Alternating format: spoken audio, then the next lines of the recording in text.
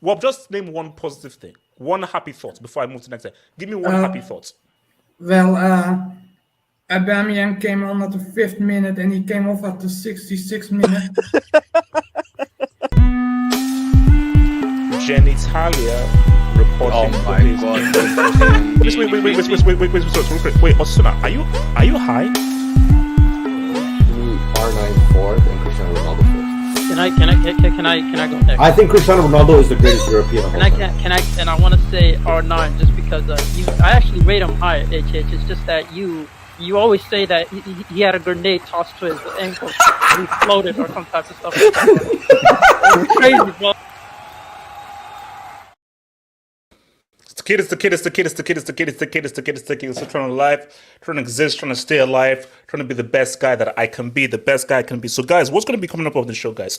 We are going to talk about Rubiales. It's not on the docket, but Rubiales, he's resigned. We're just going to have to give our thoughts on your boy Rubiales. We're going to talk about Man United. They're calling them Manchester divided. Your boy Antony, he has been finally set apart from the United squad. So Ten Hag currently does not have a right winger. So Streets, if any of you knows how to play right wing and is better than Antony or Sancho, give Ten Hag at United a freaking call. The most talented midfielder of his generation, a guy that was supposed to define his generation, a guy who was prophesied to be, a top 5 midfielder of all time, has gone to Al Arabi. Not in Saudi, in Qatar. We're going to have a very uncomfortable Marco Verratti discussion. How did we, as football fans, allow one of the greatest midfield talents that the game has ever seen end his career like this? We are responsible, and we're going to have a real convo about that. And we're going to talk about free kicks. So I gave my top 5 free kick takers of all time. I forgot names. There were names I forgot, and I apologize for that. So I think because I forgot some names, I think it's a good time to have a discussion as to where does Messi rank amongst free kick takers? Who are the top 5 free kick takers, and what happened to Cristiano Ronaldo, who was one of the greatest free kick takers at one point, but at a point, his conversion rate lost. So why did Cristiano Ronaldo not make that list when he was destined to be at least a top 3, top 4 free kick taker of all time based on how good he was to begin with? We're going to have that discussion as well. And I know, yes, I missed out on Sinisa Mihailovic and other dudes. I get it. And also what's it called, Roger Rossini as well. So guys, you know what it is. Like the vid, subscribe if you're new, and feel free to send in that super chats. The super chat and the dubs, they help us to go through. Are we going to talk about Germany? Yeah, no. I mean, if we have time towards the end, I'll try and get in some Germany, but I'll try to remember that. But so, guys, before we go and do this and everything, finally. So before we go on, oh, Elijah, man, you're a comedian. But let's see. What I want to do is, so I want to. I think I have to do much more giveaways, because I know I've not had time, but I want to give you more giveaways than everything. Now, here's the thing. I don't want to do this. Personally, I wouldn't want to do this, but I feel that it's right to do this. Now, I don't like this guy. I think this guy might be slightly racial, and I think this guy thinks he's too cool. And I do believe that he has coerced you people in the streets to like him. So the current Panel d'Or holder is the dude from Peru. So with that being said, I do feel that the Panel d'Or holder should be swagged up and get some match. So Ricardo, so basically, wait, hold on. So basically, Ricardo, again, I don't want to do this, but obviously send me your details, and I've got to match you up. Yeah, I've got to match you up with some football hot match and everything. So I'm honored, man. I'm honored. Oh, shut up. We need to see them receipts. No. So it's basically, but what I want to do Can I ask more a more question? on. Wait, hold up. But what I want to do more on though is wait. What I want to do more on though is do much more giveaways to guys on the panel, and I think you guys in the streets, you will determine which guys on the panel get these giveaways and everything. So obviously because obviously that was our first panel door. So the first panel door winner is Ricardo. Actually, wait, hold up. So yes, so the panel door is next month because of the Ballon d'Or, isn't it? Something like that. Wait, hold up. No, it was in December. It was in December. Wait, Yeah, it was at the end of the year, I think. Okay, end of the year. Okay, fair. Okay, end We of the might year. have done Brick Door that year. The end of Oh the yeah, year. no. See, it's the brick door. So okay, so the next panel door will be in December, unfortunately for this guys. And again, I don't know why you voted for this dude to be the panel door winner, but it is what it is. So yeah, so Ricardo, you'll be getting your match. HH, 20 years from now, everybody's gonna call me the Lev Yashin of this award. So I'm in the history books forever. Bro, I swear, if there's a Wikipedia page of the panel door in 30 years time, then I feel like I've made it on this planet, bro. That's what I said. I've made it on the planet. So let's talk about sexism very briefly. So let me bring this up right now. So also, again, shout out to everyone that in the streets. Shout out to the members up and down page. Shout out to everybody in the streets. I see you, Adaj. I see you, Tari. I see you, your boy General Kroll. United Tunic Water Baby. Abracadabra. Alakazam. I see you, baby. Shout out to the mods and everyone out there. Please, streets. What up? Streets. No, call, bro. Call is, I don't even know what about call. So wait, what do we? He deserves if. So is this another guy that you paid? The Cosmic Theater. Is this another guy that you paid? I see. There's guys that watch and they don't comment, but I'm making them come on and start to comment, man. Shout out to them. Okay, so let's talk about they're calling him the Rube. So the Rube. Now, is Piers Morgan now the go-to place for where you now for where like bad people go? Because first it was Cristiano, now it's Rubiales. What do you mean bad people? Where's Cristiano's reputation? Okay, is it a place where interesting individuals, controversial individuals go? Piers Morgan himself is a controversial individual. That's it. He's controversial as well. So my thing is, he had to step down. But all I want to know is that why, for me, okay, look, now don't take this the wrong way. So just don't take this the wrong way. I think it would have been amusing if he had just kept on going, I feel. Because my thing is, so your mother went on hunger strike, got admitted to hospital for a hunger strike just for you to quit. Is she dead? Okay. That's a warning. That's a warning. No. I know, but it's a warning. That's a warning. That's a warning. So Hoga, that's a warning. The next is going to be yellow. So my thing is, shout out to your boy Rubiales, but I said, bro, if your mom was on a hunger strike, keep it going. Just for a laugh, keep it freaking going. So Ricardo, talk to me, bro. Your thoughts on Rubiales pretty much quitting and not giving us any more content, coward. I'm disappointed, man. I'm disappointed. He folded under pressure. Man, I thought this was the one. This is the guy. I guess the SJWs, the blue-haired people, they win again. We can't beat these people, man. They're too good. Look. Okay, wait. I mean, that's a warning. That's a warning. That's a warning. And then, guys, this is who you gave the panel door to. Well done, streets, man. Well done, bro. No, but I think 2 warnings. Jesus. I think that I think this is what the right decision. Like it was gonna happen at some point, I guess. Okay, but why do you think he went to Piers Morgan to do this though? Yeah, that's very interesting. I mean, I think he took a page out of Ronaldo's book, and Okay. What would be the difference of doing this through Piers Morgan and not just doing it through the official channels via the Spanish FA? I think he's just honestly looking for attention. I can't see anything outside of just wanting to be the big like make this bigger than what it really is. I know obviously Piers Morgan is going to take any situation where he can get his name off and capitalize on it. I mean, he was trying to do it Was it Sancho? I believe. Oh yeah. Sancho. Oh yeah. But and then again, he is an Arsenal fan. He'll probably do anything to destabilize Manchester United. So, yeah, I mean, I'm not surprised. It's a bit weird that he did it through Piers Morgan, but then again, we look at Piers Morgan, you can't see who he is. Elijah, aka half Rubiales. Your thoughts on Rubiales doing this on Piers Morgan and doing it now? Because I'm trying to connect to the door. So why would you do it on that platform? I mean, keeper, maybe. Well, I should say no, but it is what it is. But you know, the funny thing about it is that, first of all, why is there a Chelsea jersey, and why is my head like 5 times too big for the rest of my body? That's what I want to know. No, this was when you guys lost to Forest, and that was what I did on Canva for that Oh yeah. stream. Supposedly I'm hearing the guy's going to be president of Getafe. I wouldn't be Who, surprised. Rubiales? So, Wait, okay, hold up. So, okay, hold I mean, up. Mason Mount, he's there. Wait. Greenwood. Nathan Greenwood. Mr. Green, okay, so hold up. So you're saying that he No, it's a only joke, quit it's a joke. once he had another job lined up? it's a joke. It's a joke. Okay, Phew, thank you. And then also shout Don't out. worry, Antony's on the way. Hold on, I'm trying to get my point across. You go for it. So also shout out to the German basketball team, world champs, NBA, you bums. We'll need to have a serious conversation about.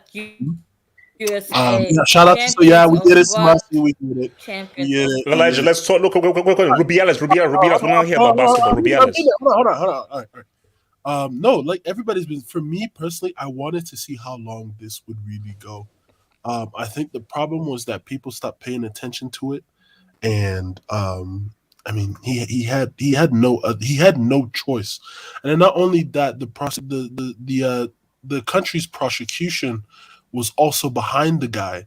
So this guy has no other choice but to resign, and this guy's gonna get. Fortunately, he's going to get criminally charged. So, I mean, as Ricardo said, the social justice warriors have won. So that's 1-0 for them, and no, seriously, I think had something drastic happened to his mother while the hunger strike was going on, it was going to spin this story in a very different direction. Yeah. Does anyone else want to drop on this whole Rubiales thing before we get into some? I want to talk on the Spanish. Yeah, can I speak on that? Oh Lord, J2S, talk to me. Yeah, I mean, hashtag I stand with the rub. That's his new name. The rub. Yeah, well, No, it's the rub. Isn't the rub a bit inappropriate? I mean, I mean, he is an appropriate guy, so you know. All right. So the rub, talk to me. The rub. So yeah. So now what? I mean, shout out to his mom and all that. I mean, she fair play, fair game. Like she did her best, you know. No, because my point is that you've made her fall sick pretty much for nothing.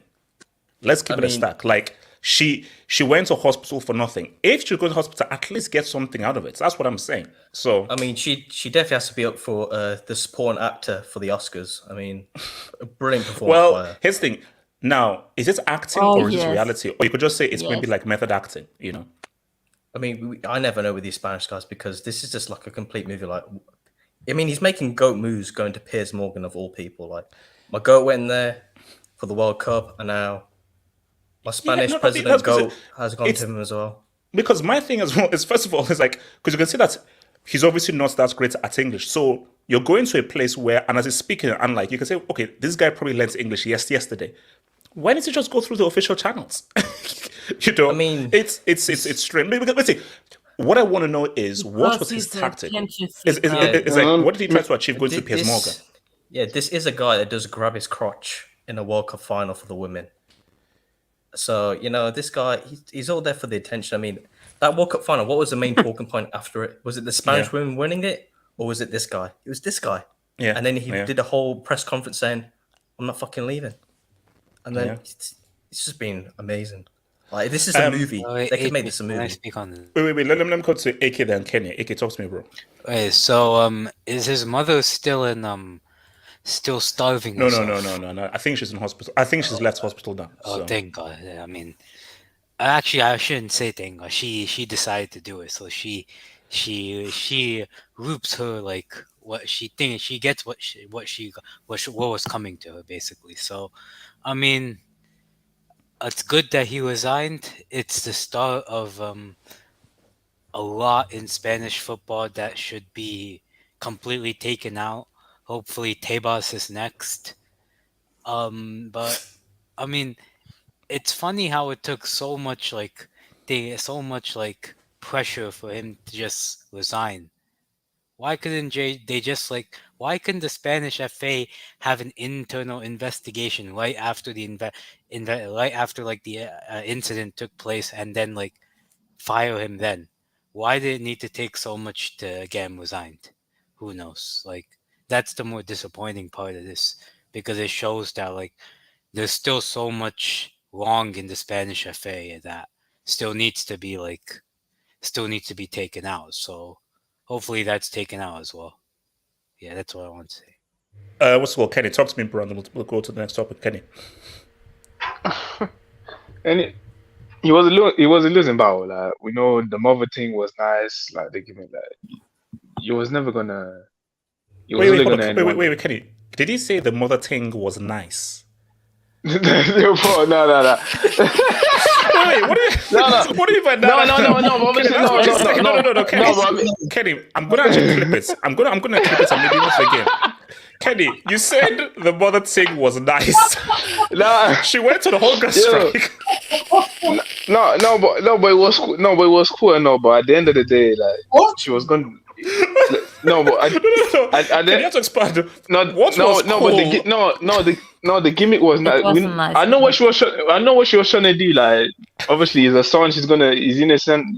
I get it. Like, the son. The son cannot do wrong. Like, mother's love is crazy. I get it. But at the end of the day, it was never gonna. In this world right now, you can't get away with it. Like, he was gonna have to resign or get fired sooner or later. Like I said, it was a losing battle, and I think the Spanish coach got He got sacked as well. And that's like, how do you be a manager of a team? 10 players leave because you're a creep. You then win with your B, C team, and you then get sacked afterwards. That's borderline doy. Don't forget, he also got a contract renewal as well, with an increased pay, and then he got fired. Bro, that's amazing. Okay, guys, let's move. Okay, so quickly. Yes, sir. Because how do you call it?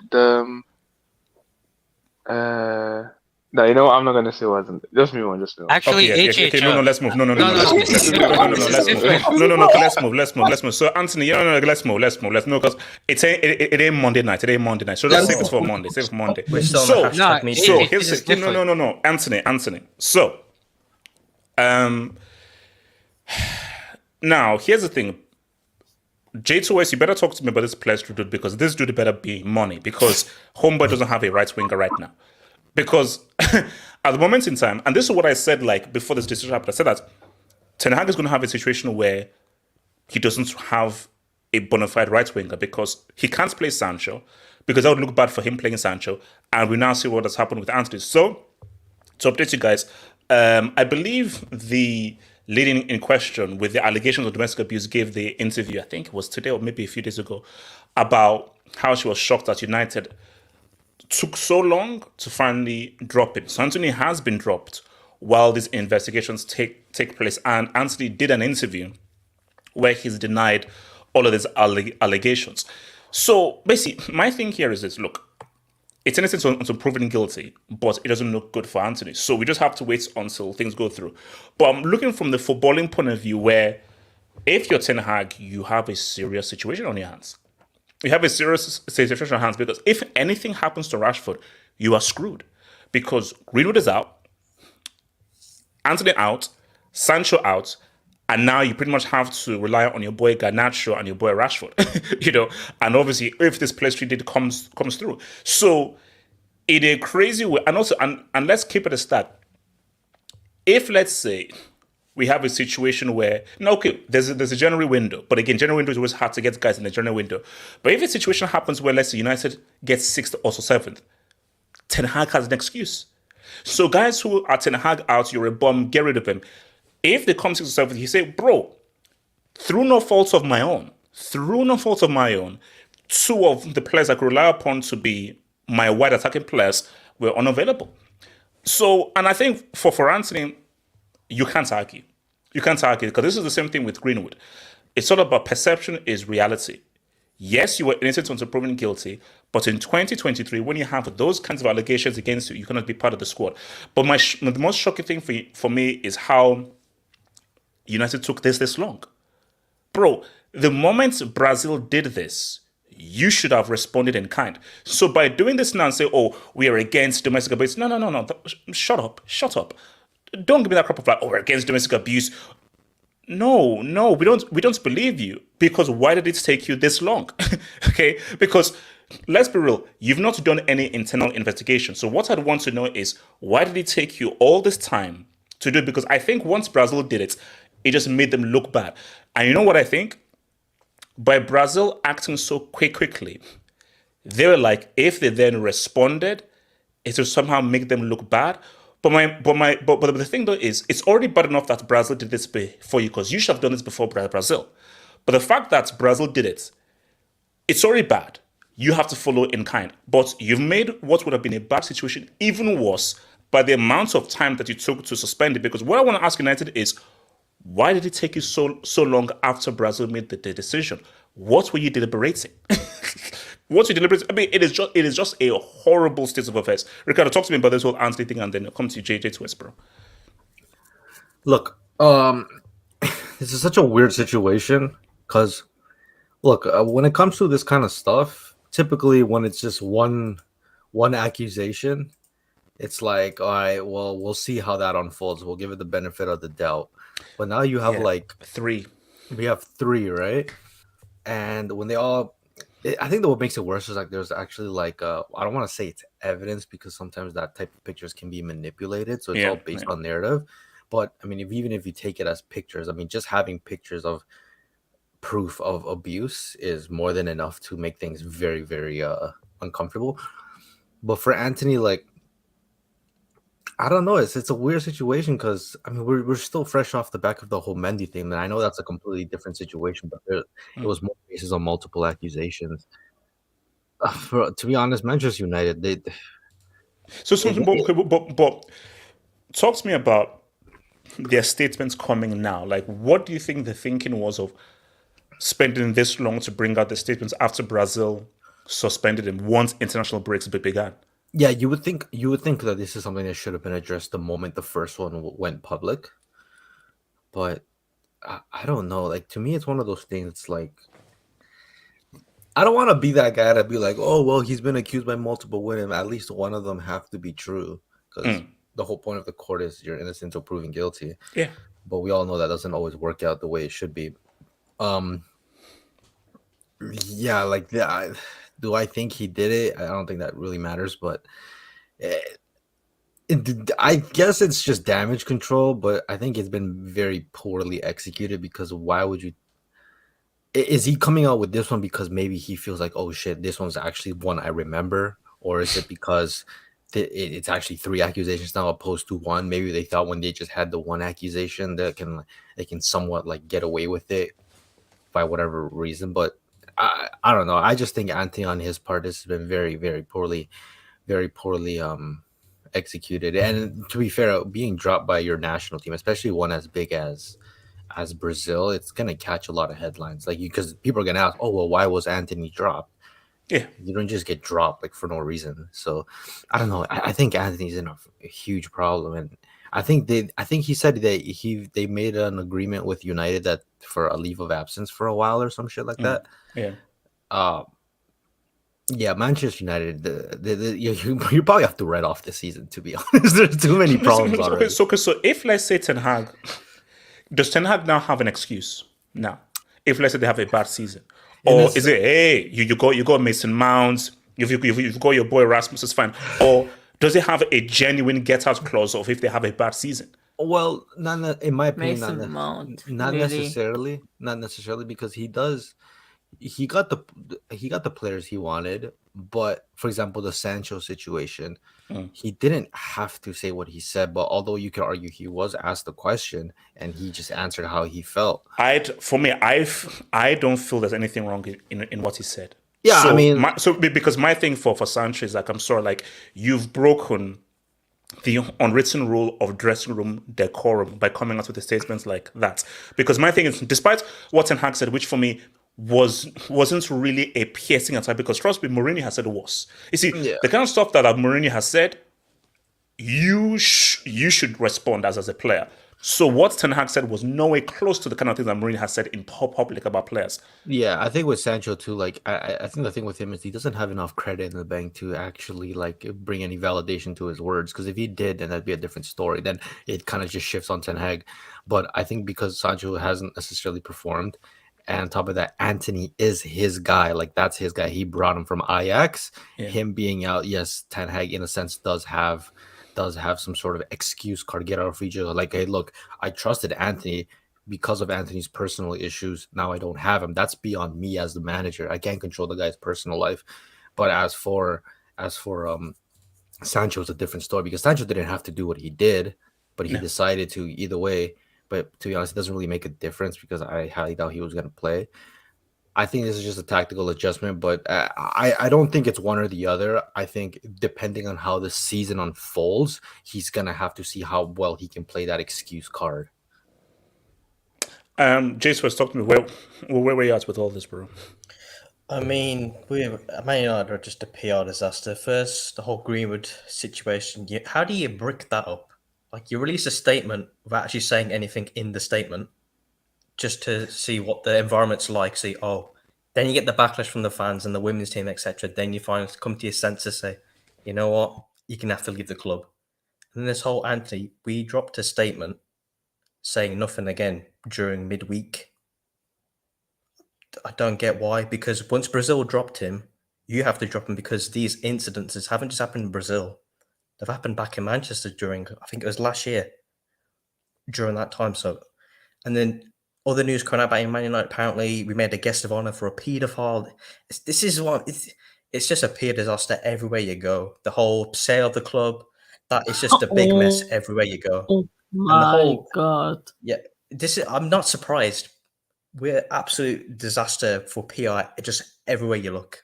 Because people are saying, they didn't have to suspend him once Brazil did because we don't know all the facts and details. But it all came out in the article saying there's been incidences where they've called a private doctor for Antony because he requested it for his girlfriend regarding a certain situation, but we don't know what the details were. But I think we can assume what it was due to all the court cases now going through. He's finally being, he wasn't actually suspended. It was a leave of absence. So Man United haven't got the bottle to say, we're going to actually suspend you, but come to a mutual consent where, you know what, both parties are going to separate, take a breather, and then we'll come back eventually and make a decision when all this stuff's sorted out. And Sancho, how do you brick it up? If you just waited one more day, you would have been in the starting 11. Because that's why it's just so funny how life works, because it's almost as if like someone is just trying to screw over United and Ten Hag, because all he needed to do is just wait for one day. Just wait for one day and it's like, boom. I know I'm angry, but bro, this is now my genuine chance. So now Ten Hag is in a situation because he cannot, under any circumstance, unless Sancho publicly apologizes, he cannot, under any circumstance, have Sancho in the squad. He can't do it. He can't. Because his post is still up on Twitter and there's been no formal apology. If Sancho comes out, takes the post down, apologizes in front of the media, then he can be integrated back in the squad. But if Ten Hag brings it back in the squad, no, you can't. Sancho is just attacked. Because all that work you've done, especially with how you've handled the Cristiano situation, it just becomes undone. Exactly. Because you have to have that air of authority in the dressing room. And because again, okay, let me ask you, do you feel there was anything wrong in what Ten Hag said about Sancho when he was asked that question? Or do you think he could have worded this differently? No, nothing at all, because Sancho's attacked Ten Hag's character as well, the way he's said, I haven't been getting game time, I deserve this, I deserve that. Sancho, what have you done on the field? absolutely nothing. You got sent to the mountains, you came back, and you're still the same shit player. Yeah, you had a good, nice preseason, but that's preseason. That doesn't matter. Those are friendlies. Preseason is just to celebrate your club during the summer and get money here and there. That's it. When you come back into squad, even as a substitution, no impact against Wolves, no impact against Tottenham. He's not really done anything. And no one can say, oh, if we had Sancho, we would look better, because what is it to look at? There's nothing.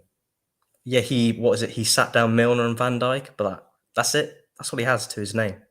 Completely nothing. Okay, so because I know you're not a Ten Hag fan, so if there's a situation now where Sancho and Antony, they are out for this season, does Ten Hag have an excuse, or still no excuses, even if we add the Antony and Sancho situation this season? I mean, it's a very difficult situation because I can't think of a manager that's had this much crap to deal with since coming in. You got the whole sale process, all this Greenwood, Antony, Sancho, Cristiano as well. It's just a complete mess. The whole Maguire issue as well, captaincy, fighting in between the club, getting battered off the pitch here and there, and it's just too much to deal with. I kind of feel sorry for him because it's true because look, reporters have to be real. Reporters, like I work for like a TV company and everything, and you have to ask these questions because someone is going to ask an Antony question, and if it's Ten Hag, what the hell do you say? Like, because reporters are wanting a sandbag. Because for me, in my view, is I don't feel anybody has any right to ask Ten Hag anything about Antony. Because it's like, what? He's a football manager. What Antony has done has nothing to do with football. And the statement has nothing to do with Ten Hag. But he's going to have to answer these questions because people want a soundbite. Yeah, exactly. Because he's the mouthpiece for the club. Because you try and get a comment from the Glazers, you're not going to get anything back for you. Ten Hag is the only face of the club. So he has to deal with all that. He's the one that had to deal with all the transfer situations, the whole Maguire issue, the whole dropping the captaincy, the whole Green. Because when Greenwood got to the whole investigation happening, constant questions: is he going to be reintegrated back into the squad? All that kind of stuff. And also, I'm putting a Pogba tax on this Antony situation because Antony moved into Pogba's house.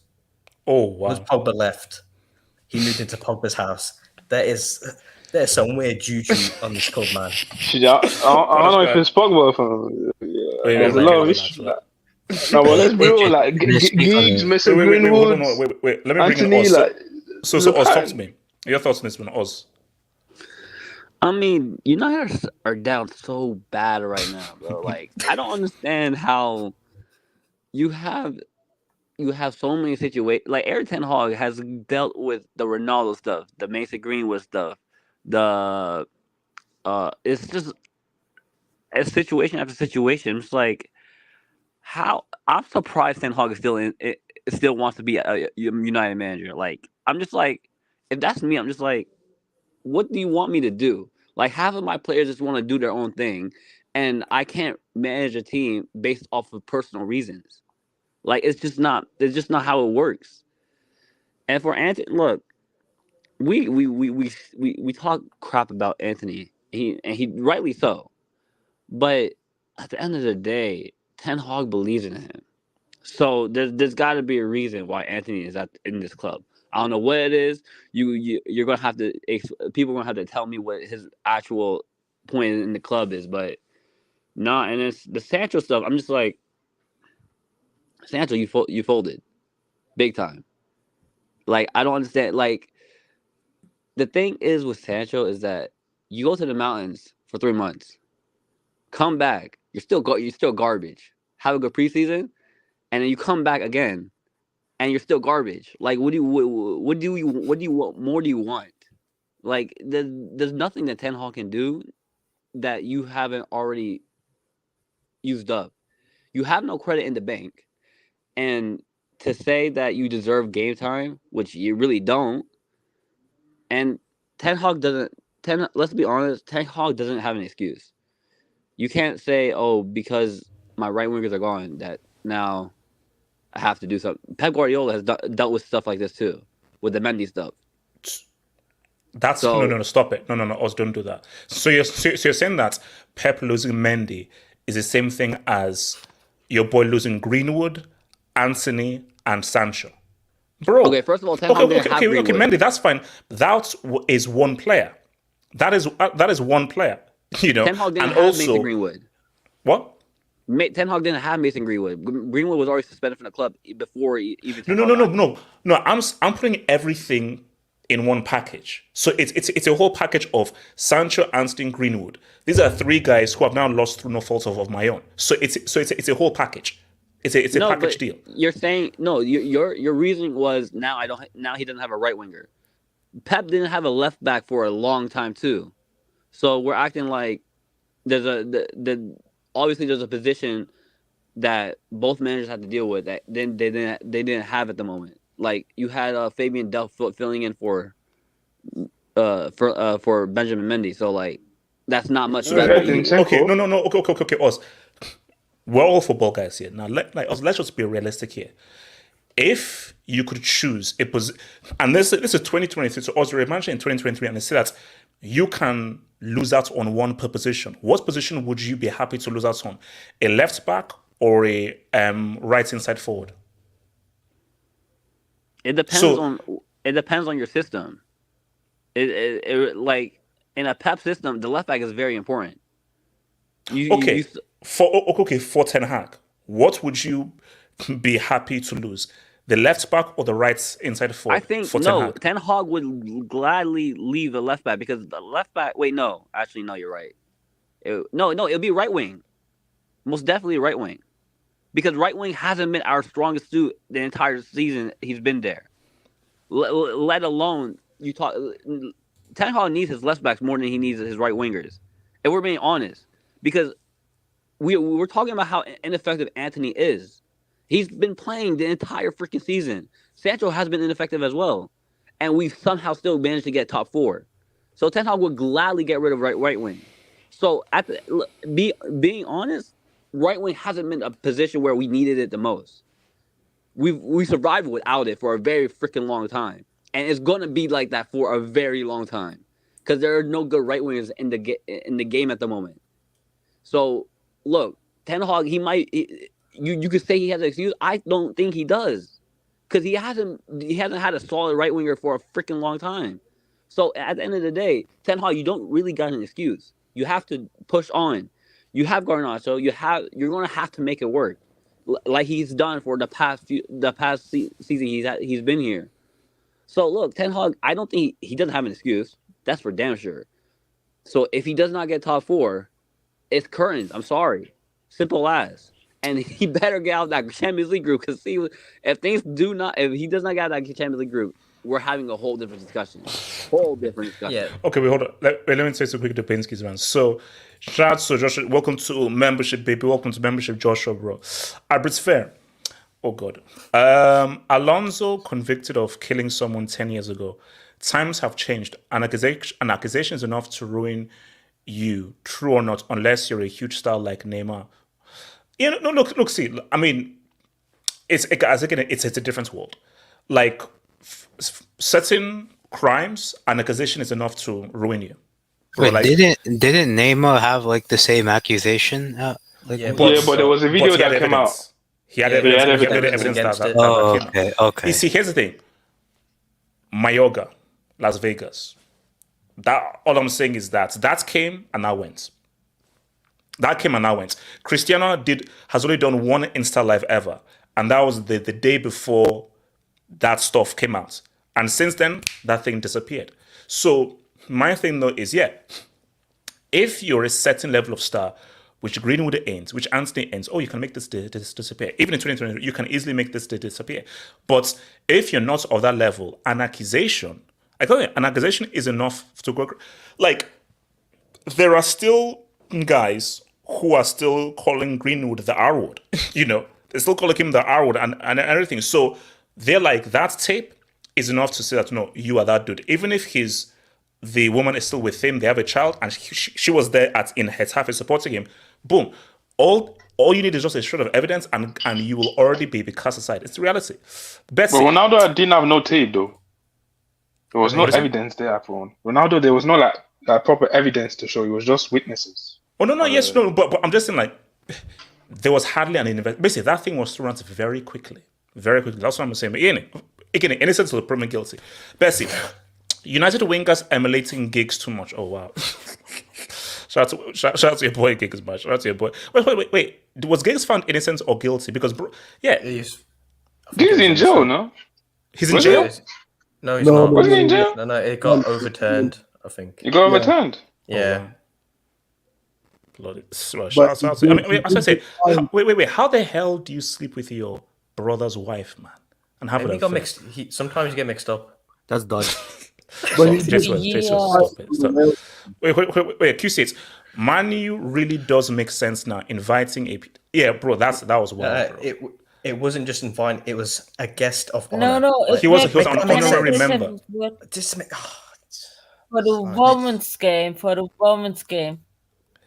He was a coach as well. It's wild. Shout out to Ahmad Fadi. Thank you for the job, Ahmad Fadi. 10 hairs, you really have blood in your hands. What? Send talented Sancho to the Caucasus Mountains psych ward where you find Vietnam War vets suffering PTSD. Okay. Now, here's the thing. Are we now going to blame him for sending a guy who was a brick to try and get mentally right?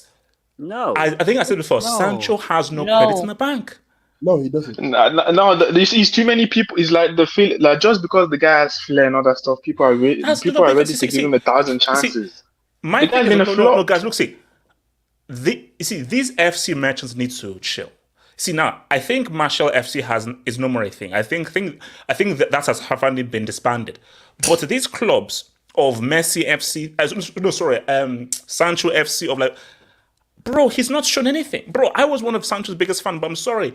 There's too large a sample size to be like, bro, if you can't beat your man, is that Ten Hag's fault? If you cannot get past your man in a 1v1 situation, is that his fault? So tell me how it's Ten Hag's fault of Sancho's poor form for Man United. How is it? Be honest. That's more that was more a vacation than a punishment. He's literally taking him out of the press, get him out of the spotlight. Let him do what he needs to do, and then come back. Like that's more vacation. You're getting paid on top of that. Like 300,000. 300,000. Like okay. No. People who are coming wrong. I'm sorry. I can't feel sorry for you if you're being paid 300,000. You see, if you're living off peanuts and you're trying to scramble for grains of sand in the Sahara Desert, I'll feel sorry for you. If you're being paid 300,000. I'm sorry, I have no sympathy. Now, give me half of that money, then I'll have sympathy. Give me half of that, then I'll go to bat for you. So until you give me half of your money in my bank account in pound sterling, not in pesos, bro, I'm sorry, that's too much monch What about Naira? I have a question to the United. I didn't mention Naira for a reason. Okay, I told you. So who was supposed to go on this? I have a question to the United fans. To the United fans, has there been 5 standout performances of Sancho in the time he's been at United? And be legitimately honest here. Yeah, 5 standout games. There's only been one with Liverpool. Yeah, there's only one when he sat Liverpool. Yeah, he sat Milner and he froze Van Dijk. That's about it. That's it. Are we talking about the Chelsea game where Jorginho? Stop it. No, he said standout performance. He wasn't even performance. That's more on Jorginho because the lights were in his face. Continuing on from that,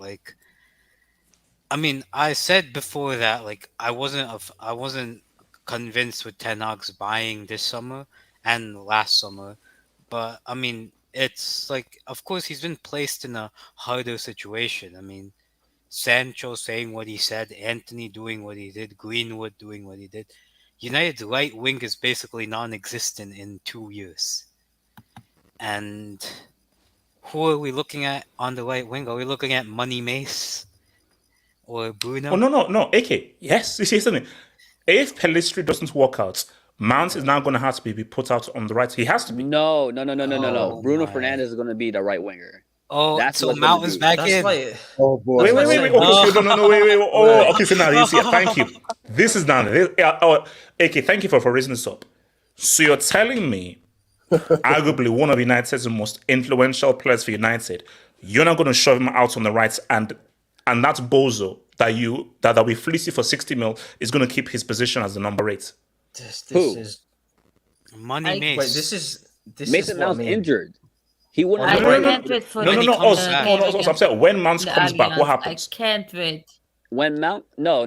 Mount's not playing. It's going to be Amrabat, Casemiro, and you got Ericsson, and then Bruno on the wing. Oz, he No, was given the AJ, number 7 no, jersey. He's the AJ. number 7. Oz, he has number. Oz, the number 7 jersey is not a Ronaldo bench player. number. Yo, Oz, this is real life. This is not utopia. Like, come on, let's go. That lineup is not like Oz, we're not in the Matrix. This is Zion, bro. Wait, no, AJ, take the let red me pill. say something real quick.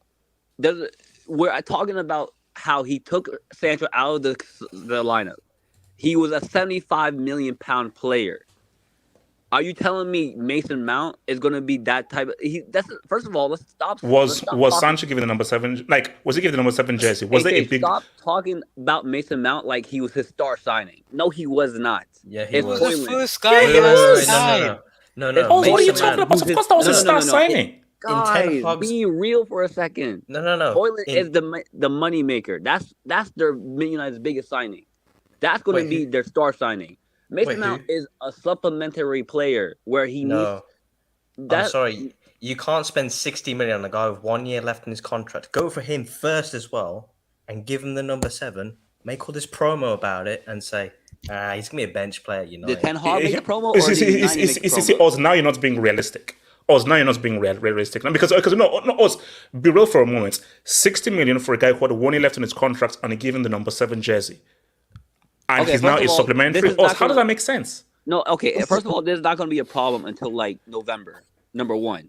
Number two, if United's midfield start working with Amrabat, Casemiro, and Ericsson, it wouldn't even matter because Mason Mount is not going to be in that lineup then.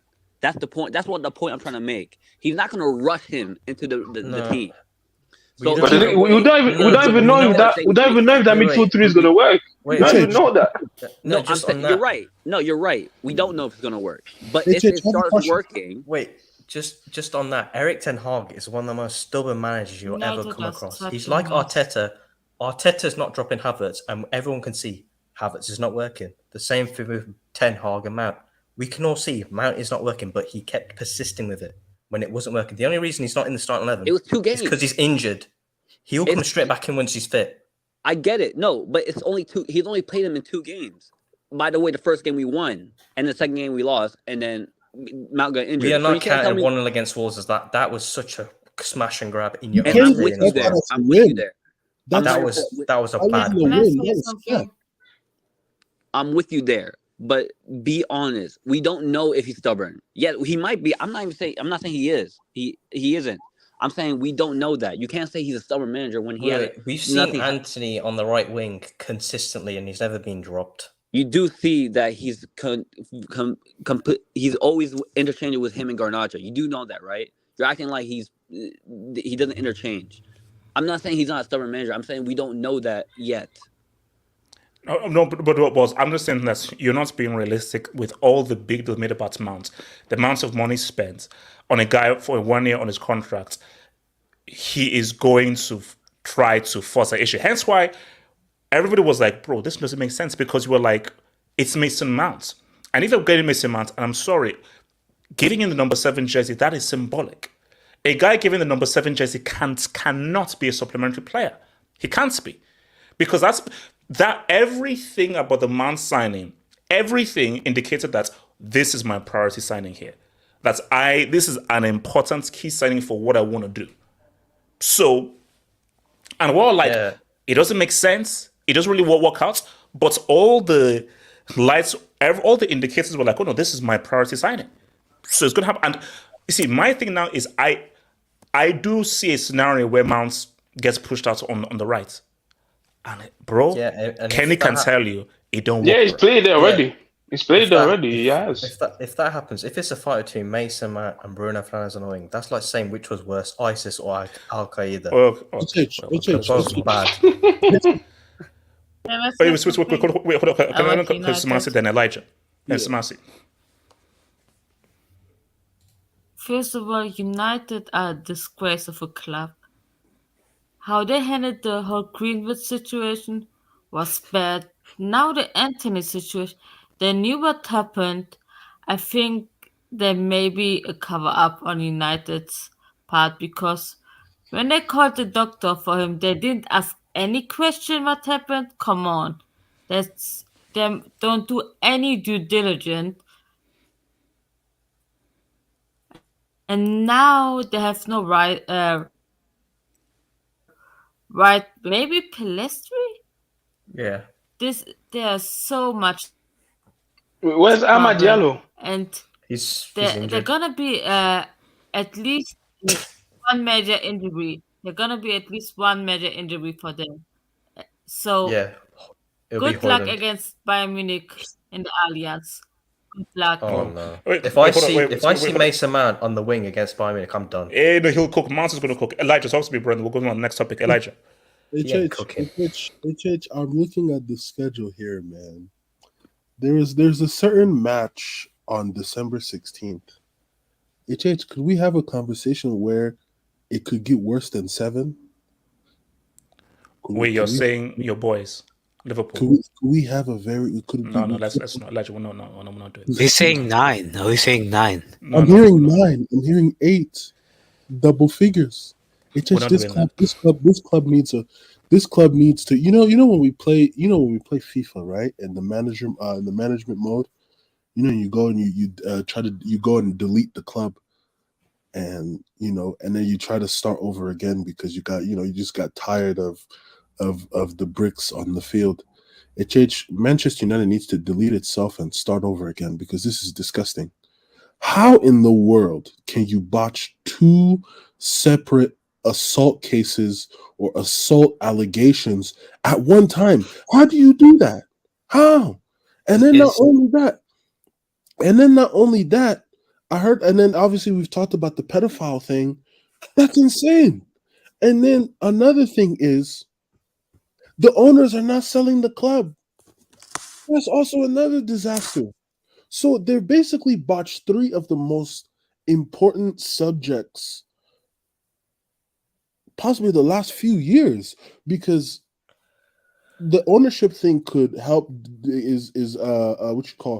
Is a trajectory way of how your club's going to move in the future.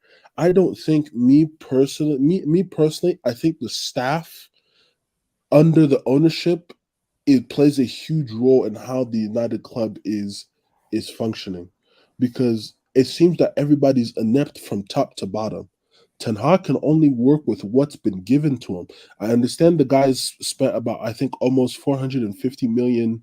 Well, for us, $450 million in players bought, and then he's not really getting a positive result out of it. And so does Ten Hag have any excuse to this season though? For me, no, because last year, even if you lost 6-3 and 7-0, which is still won a trophy, and you're finishing the Champions League. If a United fan has the right to say, hey, we should be challenging for the title, I have no problem with that if a United fan said that, because I mean last year you performed higher than your standards. So they should be allowed to challenge for the title. Right, okay, hold on. Let me quickly go. So shout out to your boy Albert Cardenas. Ronaldo got the last laugh. Len Lag is a nobody. Does Ronaldo get the last laugh here? Not really. Not. I was gonna say, Ronaldo fans are talking about the Morocco earthquake. Like, no World Cup. No, okay, no, wait, just with that. Let's not, no, don't do, please, no. JJ Jokin, if Chelsea still finishes below Man U, is that a dud? So JJ Jokin, here's the thing. Let's first get above 12. Oh my How about God. that? Like it's called baby steps. Let's first beat Bournemouth. To be fair, United is 11th right now. Yeah, you have one more week to stare at 12. Let's beat Bournemouth. Okay, let's beat Bournemouth. Okay, so guys, let's talk about talent. I need to speak on this. So here's the thing. Now, do you think Verratti was being? Do you think Verratti felt victim of stereotyping? Because did he think that Al Arabi was in the Saudi Pro League? Wait, where is he going? I need to speak on this. So my thing is that I'm just say. So do you think he's like, oh, bro, everyone is getting some money, and do you think he didn't do any due diligence? Oh, Al Arabi, that must be Saudi. You saying he did Rubinho? Oh, Yes, Robinho. Where I mean, Robinho felt that City he was does Man play for United. Qatar. I mean, My PSG, thing, they look, owned by Qatar, so no? Maybe he here's has the thing. connections there. No one cares about Coutinho because Coutinho was never anything. Liverpool Respect, fleeced them for respect the 150 legend. mil. Respect the So legend. so where Coutinho goes, I couldn't give a Treble damn. winning. But for Marco, this is sad because all Marco has achieved is a Euros, and that's it. That's it. This was a guy who was supposed to get UCLs, World Cups, and should have won at least 2 or 3 Ballon According d'Ors. to you. According So, to you. so my thing is, this was a guy who had the talent to go down as a top 5 midfielder of all time. What? Because in terms of, According to you. in terms That's of, your let me opinion, land, man. let me That's your land. opinion. So, in terms We're of talking about top 5 midfielder all time in Liga, maybe. football IQ, football intelligence, Respect dribbling, Liga, bro. Respect tackling, Liga. ball control, balance. Very few midfielders had the all-round talent game that this guy had. But if I was advising Marco, you made a lot of mistakes. First mistake you made was going to Uber Eats.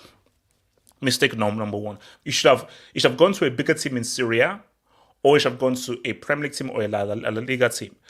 The second mistake that he made was, okay, now you're at PSG, staying for far too long, when I'm sure you had opportunities to move and to leave PSG.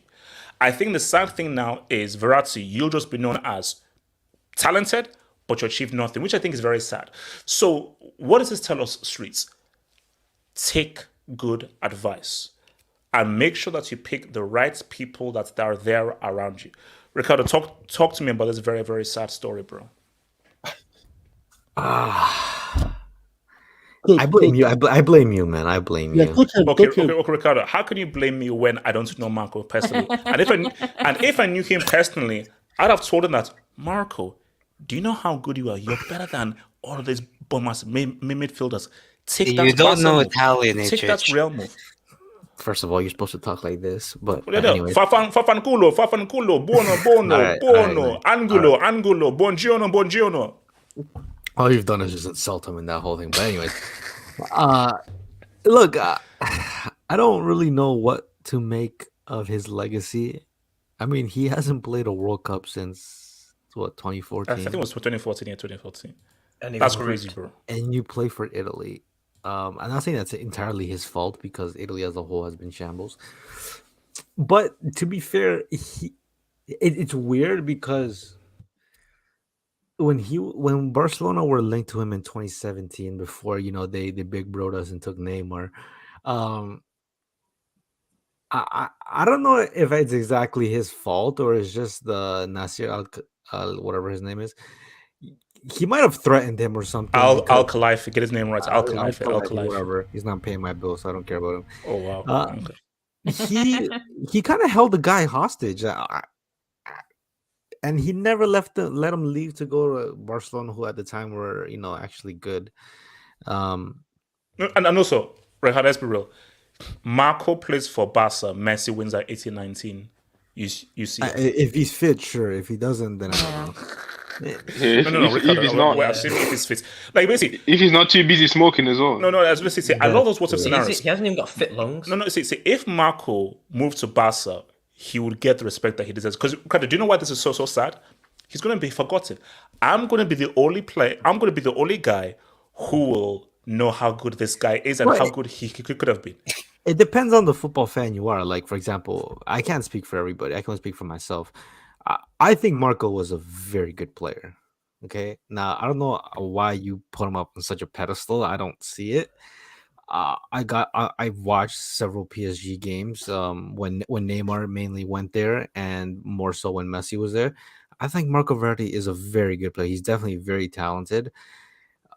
But ultimately, it's one of those players that the general public is not going to care about because he played pretty much his entire career in Liga. But he's an all-time great player in the French league. Like he's the most. See, now you're being condescending. Like, what's the point of that comment, bro? No, but it's true though. Like he's the most winning player in Liga in history. And Ricardo, who cares? That's a Ricardo. No, Ricardo. You can't go from a guy who can be one of the all-time midfielders to you're the best player in Uber Eats. With all due disrespect. No, you never had them expectations, man. No, but at least he's the best at something. No, but see, that's the difference between you and I. You are typically one of these European elitists that, as long as you only play in the top leagues, we only give a shit about. I watch football outside of the top 5 leagues.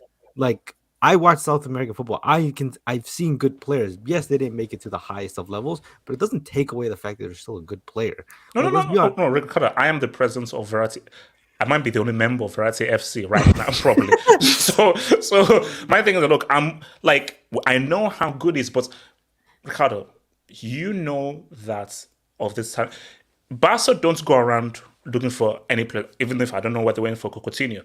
So the fact that they were twerking and going down on all fours for Marco, he must have. I remember this was with the best. So he must say no. This guy in this team with Messi, he's gonna cook. Yeah, no, But- we saw it too at PSG. Like, I thought at PSG, one of the better partnerships Messi had was actually with Verratti. The only problem, Verratti was always injured, and the two other midfielders beside him were pretty much non-existent.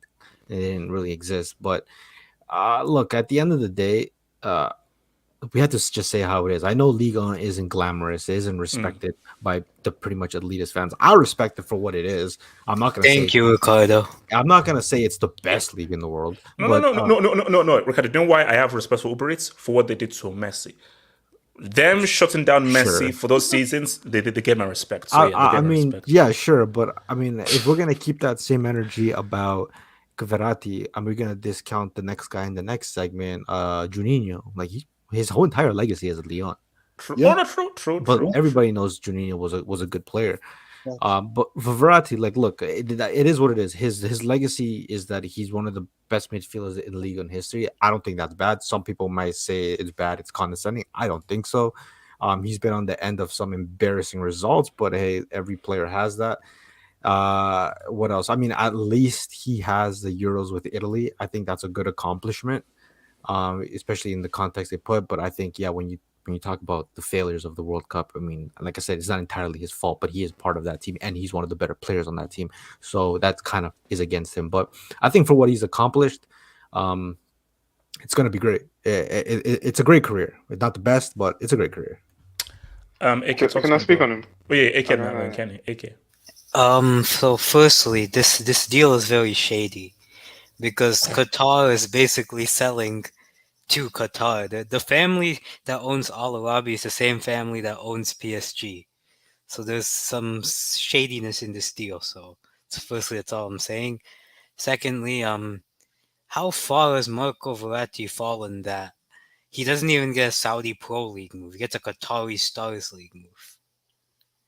And Al Arabi's not even a great Qatari Stars League team. AK, money is money, bro. No, Al Let's Arabi's be the real. best He's team. still gonna get paid well in Al Arabi. Yeah. I mean, on a serious note, I thought that it wasn't a great decision. I thought PSG made a mistake in selling Verratti because the midfield depth currently is not like that great. They have like three great midfielders, but after that, the depth behind them isn't of that quality. Verratti could have done something, especially with an actual DM next to him.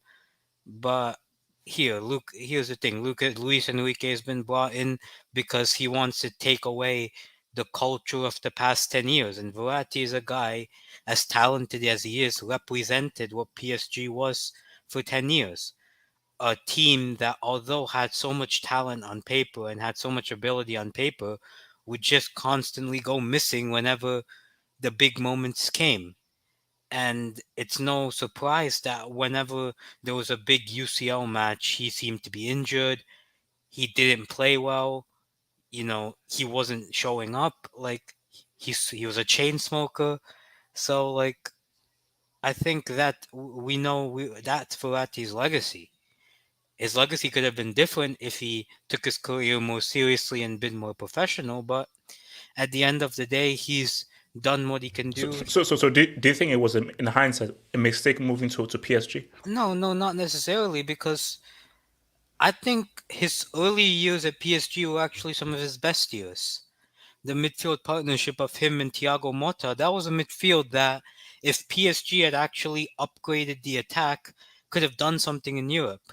That was one, in my opinion, that was one of the best midfields in Europe, the best double pivots in Europe. And I think there is an indictment on PSG because at points when they strengthened the attack, they didn't strengthen the midfield. When they strengthened the midfield, they didn't strengthen the attack. But there's also a point where you have to question Verratti himself as to like, where were you during the UCL knockouts? And finally, his Italy career, the only trophy that he won, Jorginho carried him. Jorginho Stop, carried AK, him. AK, stop it, AK, stop it. No. Put some respect on Okay, J5, Let's man. keep it a stack. Okay, Jorginho okay. stole that UEFA award, and Marco was arguably one of the best Yeah, players I in that mean, final. Marco Alongside was, Bobo he was Diop. the best player on that Let Oh, it wait, go. Chiesa was better. No. Verratti No, was in the final. in No, the no, final. bro. In that final, Verratti was amongst the best players.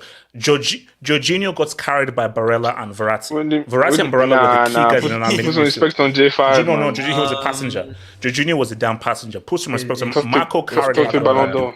I mean, Oh, also the World Cup.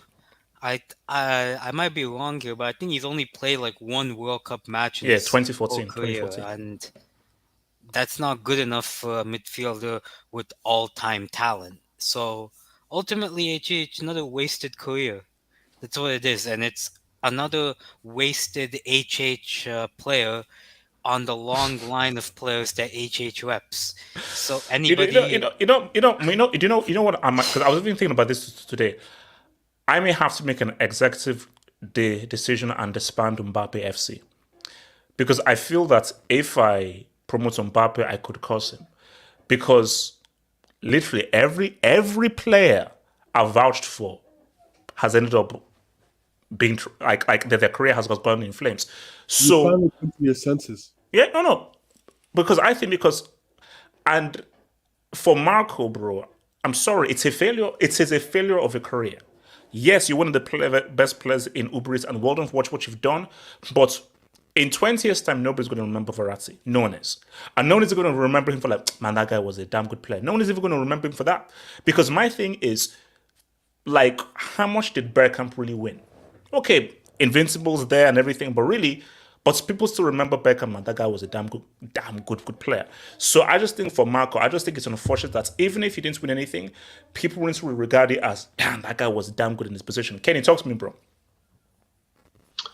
Yeah, obviously, it's another one of this show generation that we've been talking about, like him, the Pogbas, like the Hazard and all that stuff. They had talent, Neymar as well. They had talent, but they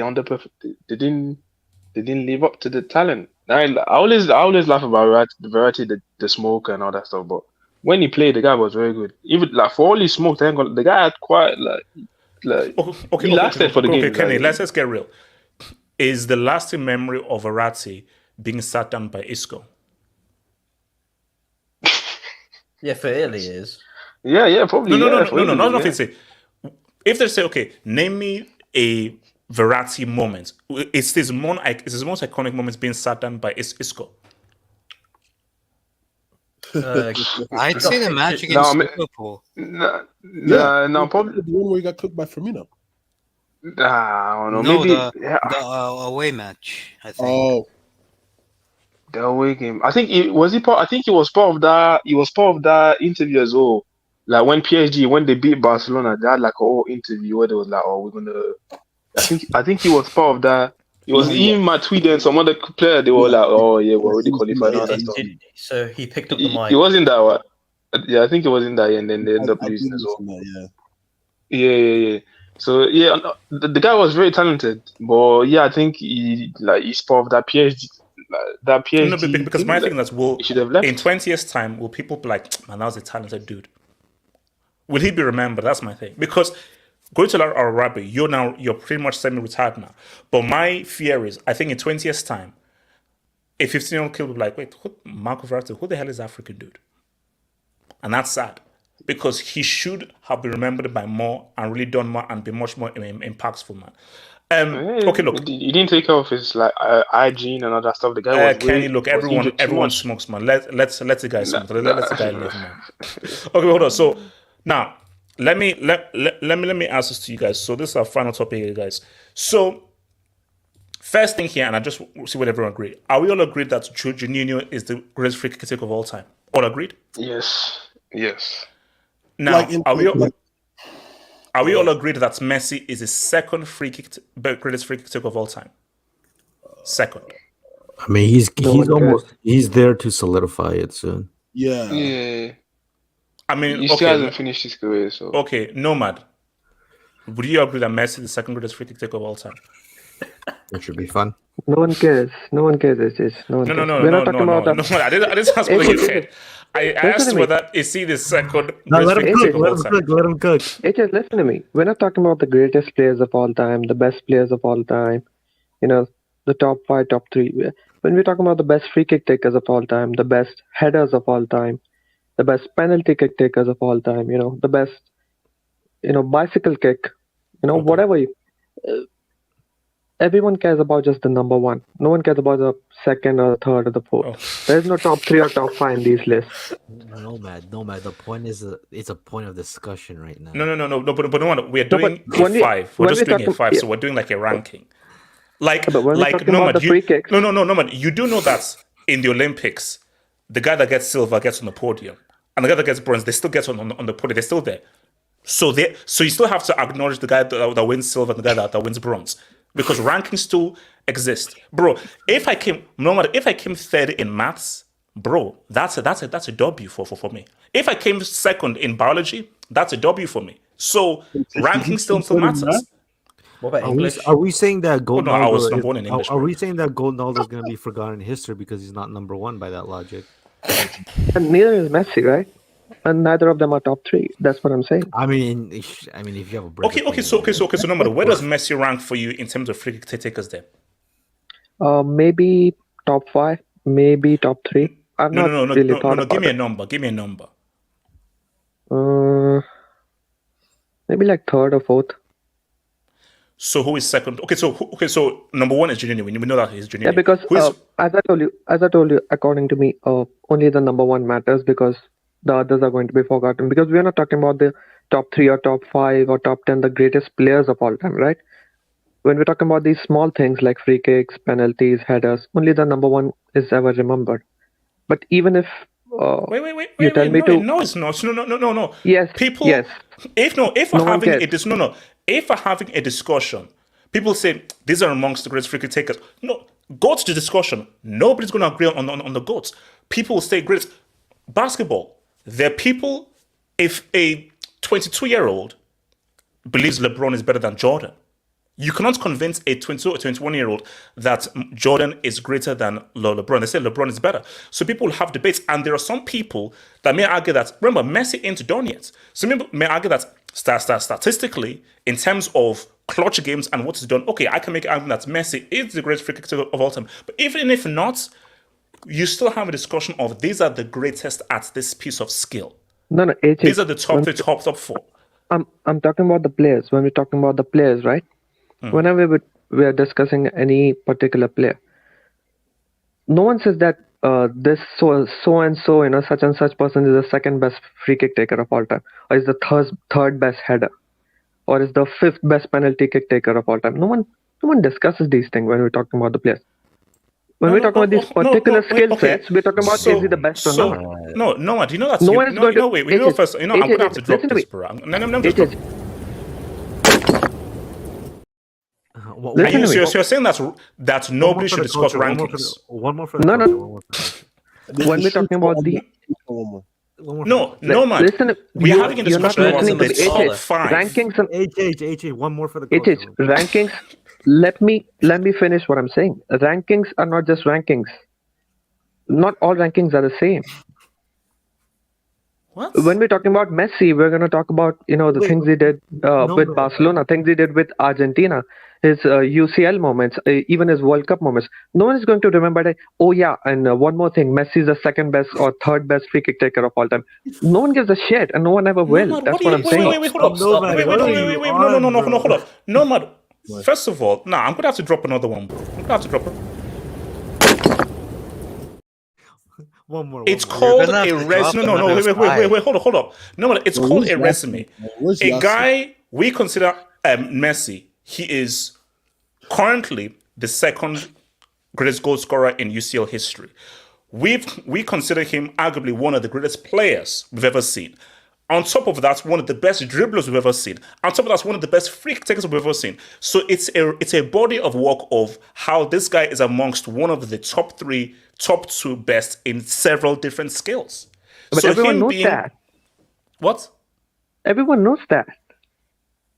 What about everyone? Everyone knows that. Wait, no, Matt, you're making no sense because you're saying unless they're undisputably number one, like I get what you're saying, but nobody in football there's no absolute truths in football. Some people are going to say Messi's the greatest ever. Some people are going to say Cristiano Ronaldo is the greatest ever. Some people say Pele. Some people say Maradona. No, what I'm saying, Ricardo, is that when we're talking about the GOAT debate, right?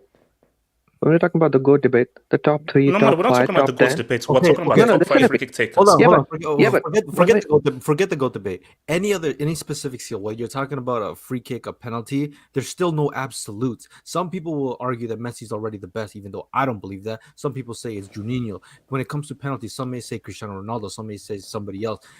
There's no absolute.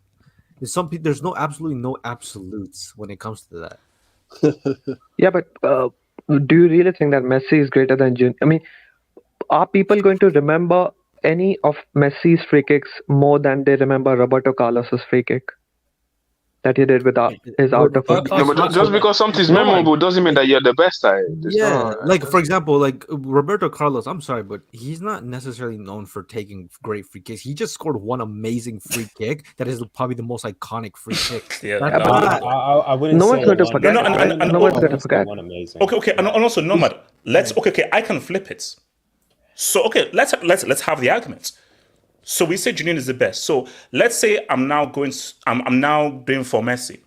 Did Juninho ever score a free kick in a game of the magnitude of Messi's against Liverpool, which was a UCL semi-final? And once again, did Juninho ever score a free kick that was on that was in a game of the magnitude and of the platform of Messi's against Liverpool in a Champions League semi-final? That free kick. It was never. But if you got to look at that semi-final in context as a whole, I think a better free kick would have been in the. Didn't he score a free kick in the Champions League final against United? Did he not in 11? No, he didn't. No, he never scored a free kick in there. No. He didn't even take free kicks back Nigeria. Wait, hold on. He scored. He scored from outside the box and then dunked on Ronaldo's head with a header. I think it was against Iran that he scored a free kick. No, but the reason I'm saying this because you didn't ask me if Messi was the greatest free kick taker or not. Because if you had asked me that, I would say no. No. I think Juninho is the best, hold up. Nomad, we're having. You asked. Nomad, we're having a discussion. Nomad. Hold up, Nomad. We are having a discussion about rank the top 5 free kick takers of all time. Nomad, are we allowed to have that discussion? I'm just asking, are we allowed to rank the top 5 free kick takers of all time? Are we allowed to? It's funny because it's a good discussion. Wait, hold on. That's what, sorry. Nomad, are we allowed to discuss the top 5 free kick takers of all time? Are we allowed to do that? We are allowed to do that, but all I'm saying is that it doesn't matter. Only number 1 will be remembered. That's what I'm saying. Nomad. So basically, what you're saying is that rankings don't mean anything. We should never rank anything. Nothing. Rankings do not mean anything. So basically, anytime people do like a Mount Rushmore, who cares about Mount Rushmore? Forget about your Mount Rushmore great place. All the matters is just one. HH, you know what's funny? As it is, it's subjective, right? People discuss the top 5 dribblers of all time. Well, that's the point, no, man. It's subjective. That's why we're discussing. Yeah, most of the time when they do ranking, you're not just the best. They always do like a top 10 or top 5. Where's KC when you need him? Where's KC when you need him? So what was the question? I don't even. No. The question was, who Messi do you is the feel... second best. He's second best. Sure, he's second best. You should say no, man. Thank you. Finally, after 20 minutes, we finally got there. No, I respect it. No, I respect the hate. He said you can only remember number 1. I'm surprised he even gave it. No, guys, just move on. Come on. Yeah, so all agreed. So Messi number 2. So are we all agreed that Because see, I missed the figures. So are we okay? So Kenny, you don't agree for Messi number. So who would be No, number two? no, I would agree. But the thing is that there's other players that I didn't watch. So like there's Platinis or like the Mihailovic guys. So I don't, because when you see like actual free kick, like I think this Mihailovic guy, he has like a record. Mihailovic was very good. Mihailovic was very good. Yeah, I never saw him take, or like a Platini. I never saw him like take a free kick. So I can't really say is he really that good. And that's also.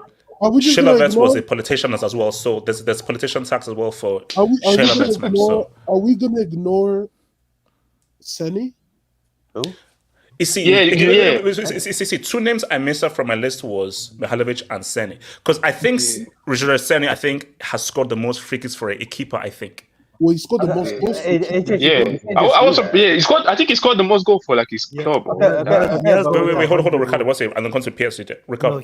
Rogelio Seni, he has over 100 goals as a goalkeeper in his career. What? Yeah. Free kicks and penalties. Yeah. When you said that goalkeeper, I was like, he's gonna say Seni, and then I saw you say some other goalkeeper. Like, who is that? You know who you're missing, HH? You're missing Diego Maradona. That guy is freaking catalog. Yeah. Platini, Maradona. I didn't watch them. Okay. My thing though is would you put Maradona or Platini over Bex? No. See now you're having a serious conversation. Maradona, maybe, bro. Yeah, Maradona's free kick. Wait, what about Wait, isn't Ronaldinho there as well for the most free kicks as well? Wait, what was your top 5? No. Say my top 5 was Juninho, Messi. So basically, Juninho, Messi, Bex, and Pirlo, and Ward-Prowse. Ward-Prowse. Ward-Prowse is crazy. Ward-Prowse is very good. Wait, he's very good, but top 5 is crazy. Very good. Wait, where's the goal? Top 5 is too early. It's too early. Wait, where's the goal? Wait, hold on. You're telling me the truth here, HH, that you're gonna put James Ward-Prowse as a free kick taker over Steven Gerrard? Are we gonna have that conversation? Yes. Yes, he's better than Steven Gerrard, relax. No, like club bias aside, I'm saying club bias. I was like, okay, above Maradona, above me. Gerrard, what the heck? Wait, HH, I have one. Come bring me a break, bro. Hold on. Wait, HH, I have one. AK. Like, I don't think he gets into the top 5, but could there be an argument for Payet? Yeah, someone mentioned this in the list. No, he doesn't get in the top 5. He doesn't get into the top 5. It's not even top. Like, he has nice free kicks, but nah. The guy had one. It's like. It's like that Turkish guy, that Çalhanoğlu. They have bangers, but they're not really. Can I ask one question? No, hold on, no, man. Yeah, Delta, go for it, Delta.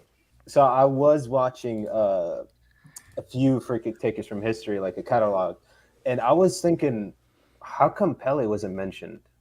Because is it because you think Pele played in an era where? No. You see, no. My thing is that I know that I was missing names because really I did a video like on a whim of like, okay, these were just like the first 5 names that come to mind. And also, here's my what I did, players that I've watched.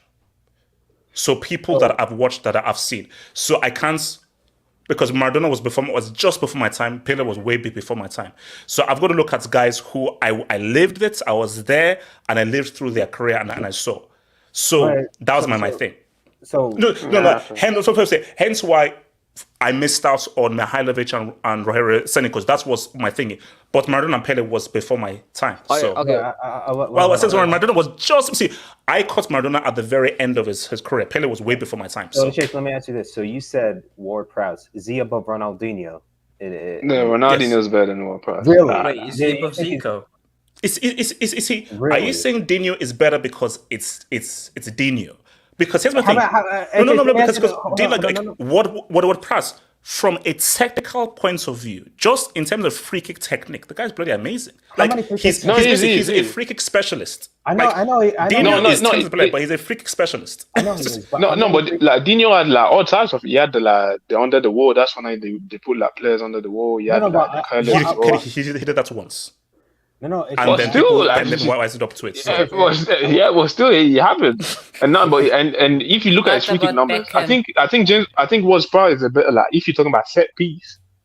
Yeah, probably. But free kick, I would probably say Ronaldo. No, But if you're talking about set piece, yeah, maybe I would say what? A real question would be okay. The real question is Wait, hold on, Oz.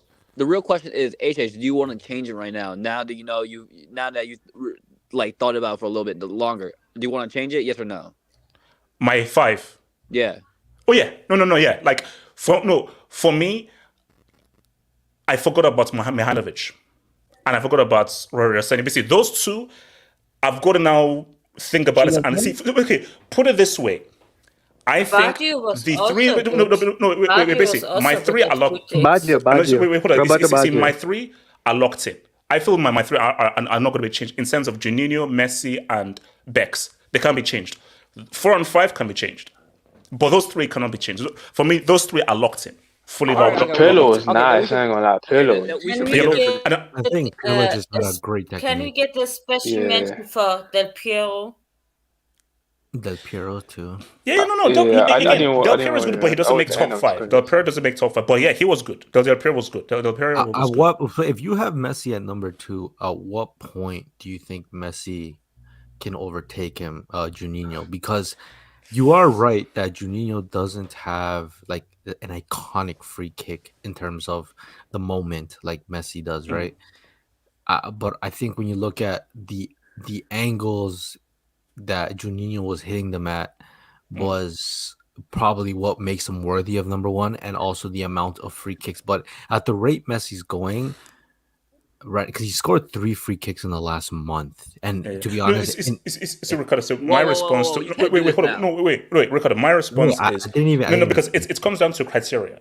Because is your criteria conversion rates, or is your criteria conversion rates plus impact, technique, and more running? Because see, the reason why Juninho is going to be hard to beat is because Juninho, I'm talking about his impact, because I feel that he changed how people took free kicks. Pirlo said he changed his technique because of Juninho. Yeah, no, but my point was coming at because right now Messi, I believe he's sitting at 65 and Juninho's at 77. I don't think the amount of free kicks you scored necessarily suggests if you're a better free kick taker or not, especially when you get to like the very, very high numbers. Because once Messi reaches 77 and then he scores at 78, does that automatically make him better because he scored 1 more free kick? No. Hold on. Ricardo. Well, like Juninho, like I think when you look at the catalog of free kicks he has scored, yes, you could argue that it's better than Messi's. I think like execution wise, his free kicks are like just from another world. Yeah, but then when it comes to, for example, Messi, it's not even the fact that he's necessarily scoring them, is that how consistently he's putting them at least on target or hitting off the post or the crossbar, because that makes the goalkeeper work and that makes you understand the threat that they are from the set piece spot. For Ronaldo, Ronaldo has scored a lot of free kicks. Like he has, when they go in, they're unstoppable, but majority of the time they're not even on target. So I mean, how much are we factoring in that aspect? So are we factoring in is consistency? Does that outweigh the quality? Because Messi, let's be honest, like he has nice free kicks, but he consistently just puts them like repeatedly and consistently in the same spots. So I mean, that's more so like where do you value who's actually better? Also, HH, are we looking at only goals from free kicks, or can we consider like deliveries? No. That's more said. I don't think Messi would be second. I don't think Messi would be second if you're talking about the league. Yeah. No, because this is purely your. You see, my thing is, I feel the best thing to do is if you take everything into account. So conversion rates. Mark's comment? Can you highlight Mark's comment? I will. So my thing is you have to take everything into account. So I think it's conversion rate. It's so it's basically. Shout out to Lam, man. Shout out to Lam. Oh god. So no. Basically, it's your conversion rates, your technique, and I think the impact you had on it, on that particular skill. Because that's why, guys, Bex at the moment, Bex was like, bro. Like it was a penalty.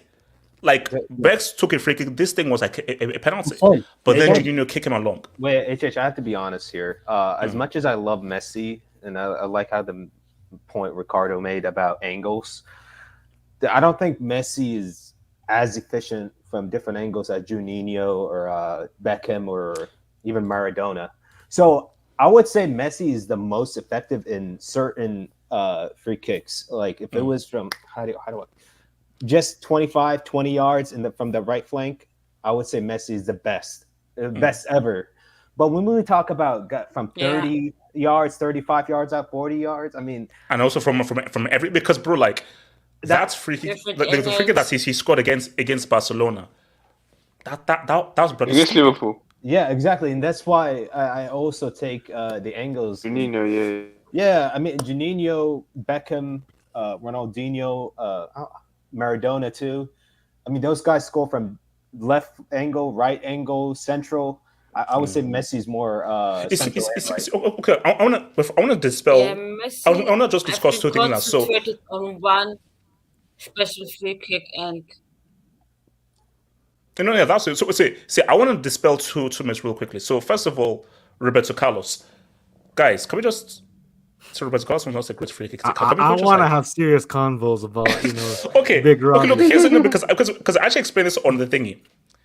He scored the most iconic free kick of all time, guys. That's probably the best free kick you'll ever see. Yes, it is. Like literally, that is the most. That is literally the craziest free kick I've ever seen. If you want me to be honest, hold on. If you want me to be honest, where's it gonna? Wait, hold on. Yeah. If you want me to be honest, I think a big portion of why that free kick looks good, it's just the perfect camera angle.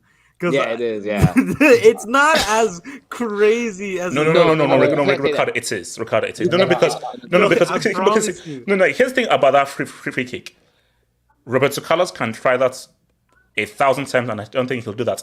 I think that's the reason why it's so special is that's like literally lighting in a bottle, because he hit it so hard at such an angle, at such the right spot, that literally the ball went to Neptune and came back down to earth.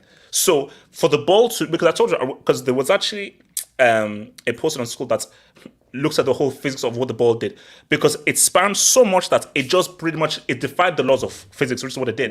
But Roberto Carlos' conversion rates was garbage. And literally, because you know what it was so crazy? Because when I was younger, I was like, Roberto Carlos, here it comes. And I was like, okay, this guy has stepped up about 10 times and hasn't scored yet. Maybe he's not a good free kick taker. Here's the thing with that's a lot of these guys have that technique. Like some of these guys, I remember the Alex guy, he had that technique. Even David, his technique is literally like 100-meter dash and just. No. Because it's now this comes by other one, and again, please, guys, don't get triggered. Don't get triggered, guys. Please don't get triggered. Cristiano Ronaldo was going to be on a path to actually be one of the great free kick takers. Now, my thing is, it was maybe the injury.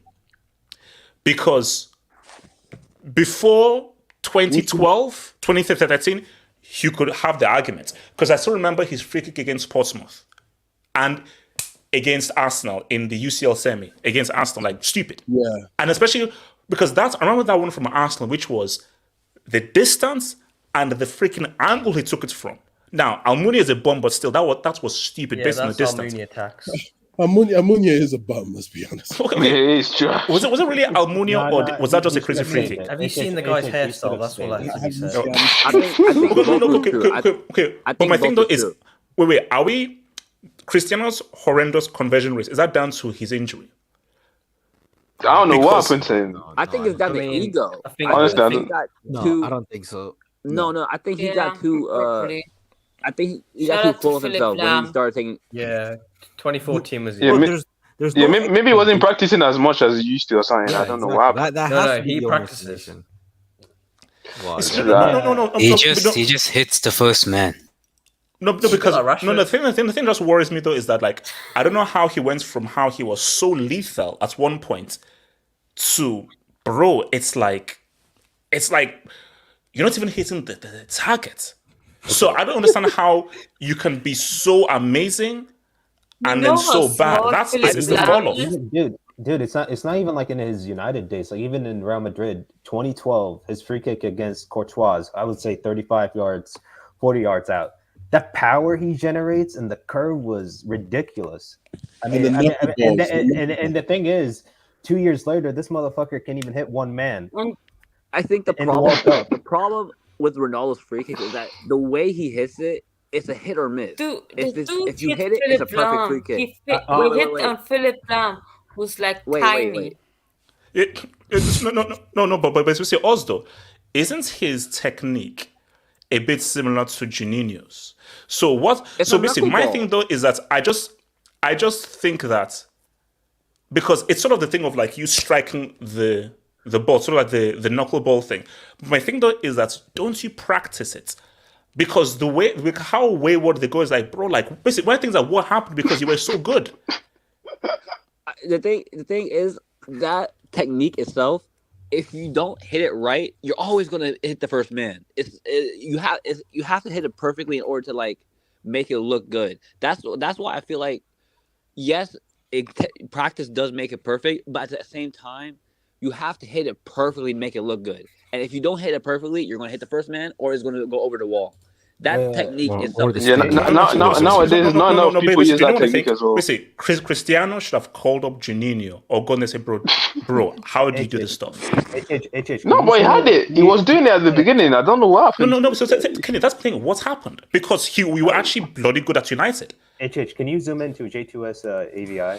Yeah, we got some evidence for the jury. Look, it is what it is. No, HH, just think about it. HH, just think about it. How do you? Okay, no, guys. Let's not make this a roasting session. No, because I want to know. Delta was saying Delta. It's funny. It's funny because this guy. I laugh so hard. How do you go from being the most lethal? Jesus Christ! Thank you, HH. How do you go from being the most lethal?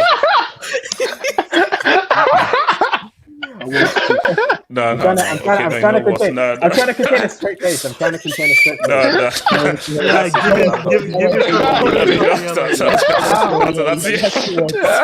Delta, that's a yellow. That's a yellow. My bad. Continue. That's yellow. Messed up. Yeah, like Delta, it's crazy. Yeah, it's crazy. Like this guy, the power he generates reminds me of Roberto Carlos. I mean, it's. And then you saw how bad Roberto Carlos was after, because see, Delta, that's the whole point. That technique is very wayward. Either if you get it right, you're Juninho. If you get it wrong, it's breaking someone's neck on the 20th floor of an apartment. But that's the thing, HH. He used to be so lethal. I think that I think he had like 61 free kicks scored because he was so lethal in them back in his United and early Real Madrid days. And for some strange reason, he can't even get the ball over the fucking what do you call it? Can we get over the wall? Let me hit the doors because I want to ask everyone something, and then I want to hit it. So shout out to Government. Thank you for the dub, bro. This is just the dumbest argument. You can't quantify this. Who has scored the most free kicks with fewer chances? That's the only way to calculate this. The eye test doesn't work here. No, see, you can't do that. No, my criteria here is conversion rate, technique used, distance, angle, those things. So the various angles you've scored from, the various distances you've scored from, your conversion rates and how much of a threat you are, put all those things together, and I think you can come on. So when you put all those things together, can you use importance as well? Like how important that it's completely up to your criteria compared to like again, for me, it's up to you because you could say, oh, so now if you now bring in importance, should Juninho be number one? No. Because like let's be real, like he never really got the opportunities like that. Okay, because he was at Lyon and he never was he did score important free kicks in the league, like for his league games. Yeah, he did for Lyon, yeah. If we're talking about importance, I hate to break it down to you. Cristiano is probably top 5 because not only has the most free kicks in the Champions League history, we're also talking about different angles. I mean that guy used to score from anywhere. I don't think he's better than Messi in free kicks, but as much as I don't like him, he's probably top 5. Hold on, okay. Probably top 5. Are we saying that Cristiano Ronaldo scored the most important free kick ever, which was the one against Spain? Yeah, that was pretty crazy. So let's say like, can you give me another one where a guy scored a free kick that ended the game like that? Beckham versus Greece. Beckham versus Greece. Stop it! Yeah. Stop it! Yeah, stop it. Beckham was- No, wait, Elijah. You don't give me a freaking qualifier over a You're World telling Cup. me- Stop it! You're telling me? Yeah, that's a qualifier for a World They Cup. had to score, otherwise they won't qualify. Are we saying? Yeah. Surely Messi scored like. And it was the last 4 Wait. minutes as well. Wait, hold on. Richie. Wait, hold on. Okay, Ricardo then AK. Ricardo, what are you saying? I mean, are we saying that a free kick to tie the game in a group stage is the greatest and most important free kick of all time?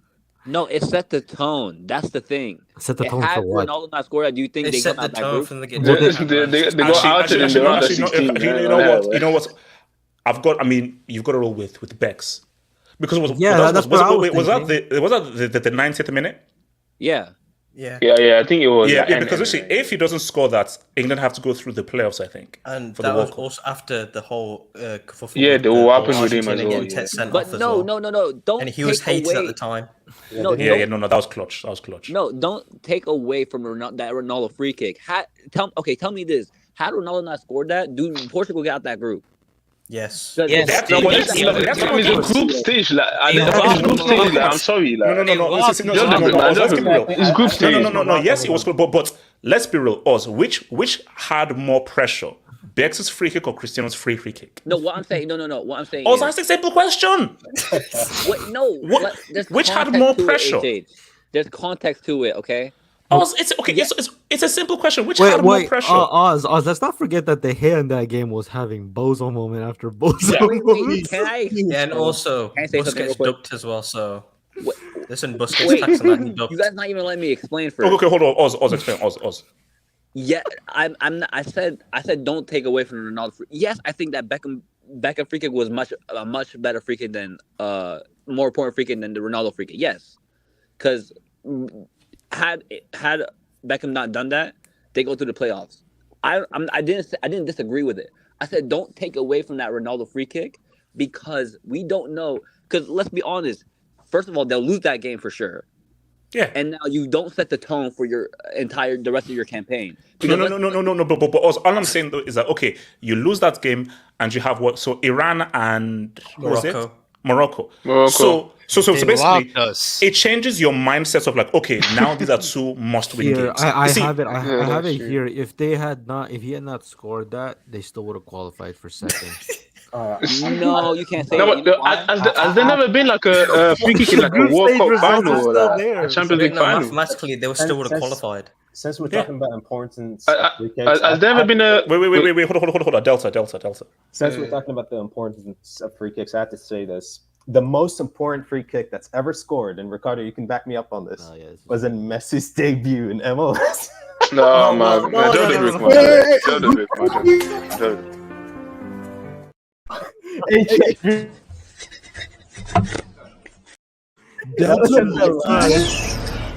Oh, hold on. This is the last second. Hold on. Okay. I need some. Hold on. Delta. MLS Cup. You know man. what? I thought Delta was gonna say Ronald Koeman's free kick because that won the Champions League. No, wait, hold on. That's actually it. So let me just bring this. So, Lovecraft said, Hansi Flick, COVID sextuplets needs to be checked. Relax. Give him the dub. Give the guy the dub. Relax, bro. Don't do that. So, Cruyff 18. Ronald Koeman, most important free kick. Okay, which game are they referring to here? That's probably isn't it? That's the final, isn't it? Yeah, 1992 Champions League final. What minute was Yeah, it? but though? I can't remember a free kick in the Champions. I can't remember a free kick in the Champions League final or World Cup final. I can remember one in the semi-final, but not a final. Wait, was that versus against Yeah. Sampdoria? Yeah. Wait, what was the scoreline? He made it 3-2 or something? It was 1-0. They It won. was off- 1-0. No. It was literally the winning goal. It was literally the winning goal. You see, that's. You see, Wait, okay. I'll be real with you. The best free kick I've seen live. That's the thing. Best. You see, that's the. It's the funny thing. Ricardo is right. Ricardo is okay. Maybe Ricardo deserves his whole panel door. So when I saw the Roberto Carlos thing, remember it's from the side. I was like, okay, yeah, he scored. So I had no reaction when he scored. So it was when they showed it in slow motion, I was like, oh, But when you see it in fast motion, like, okay. But so, wait, why didn't Barthez move? What the hell? Whoa, Bro, relax. there's multiple camera angles of that goal. The one that deems it iconic is the one that's behind them because you see the full effect. You see the ball. Wait, No, hold but when you watch it from no, but there's legit more than one camera angle at that goal, and I'm telling you, the curve of that shot is not as like as it's made out to be. It's not. What? No, Bro, you're people are taking acting like it's not. people are acting like Roberto Carlos hit that ball and went around Jupiter and it came back and it went in. Like Ricardo, it's like they watch animation. You know. Okay. These cartoons. Let me ask you guys this. You know what I'm talking about. No, Delta. I still can't believe you actually used that Inter Miami free kick, bro. You should be ashamed of yourself. It was clutch. No, Delta, stop it. Delta, stop it. No, Delta. We're still trying to check the bank accounts of those keepers in the MLS, bro. So relax. Wait, hold up. Wait, hold on. Oz. Tell me one shot. Let it go. Forget free kick. Tell me one shot that has had that much curve and went in. Tell me one shot, and then I'll agree with you. I'm telling you, the curvature is overrated. Oz, I don't think someone said. I said that when I watched it in the angle from sideways, it was like, yeah, whatever. So my reaction when it went in was like, why didn't Barthez move? It's only when you see it from a different angle, like, oh, that's why. Hence why, so the points I'm making is that the free kick live that made me go crazy is Messi's free kick against Liverpool. That's my thing. Because I told you, when Messi scored a free kick against Liverpool, you've been warned. You know the reaction. You know, that's you being extra. I ain't gonna lie. That's crazy. Wait,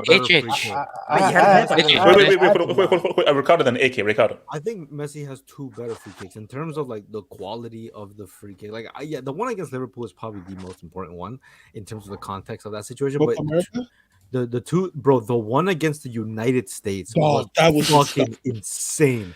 And then the one he did against Atletico Madrid when Courtois was there. It was one of his earlier free kicks. Didn't that one like Bro, it made no sense. Wait, can we all agree that the most ingenious free kick is Dino, Werder Bremen? Is that the one under the? Yeah, under the wall. Messi's done that like 5 times. Like Mario. No, but Dino did it first. Oh, but it doesn't matter if you don't perform. Okay, wait. Let me ask. Okay, I even asked to the streets. Was that the first time a player did it that? I don't think. No, probably not. No, probably not. It's not the most clever thing. You're saying probably. I need a yes or a no. Who did it first? Someone did that back in BC times. Okay. Before Premier League, before Premiership. Okay, so AK.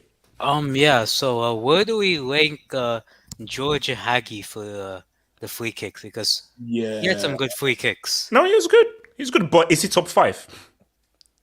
I never saw his free kicks like that. So he had like 40-odd free kicks, didn't he? I think he scored like 40-odd free kicks. Wait. Also, wait. How are we ranking the Dino free kick against England World Cup? That one's tricky. That one's tricky because some people say that he didn't mean it. He's Brazilian, bro. That's a Brazil. No. Let's be real. If he was from Sweden, it was a mistake. He's from Brazil. Come on, bro.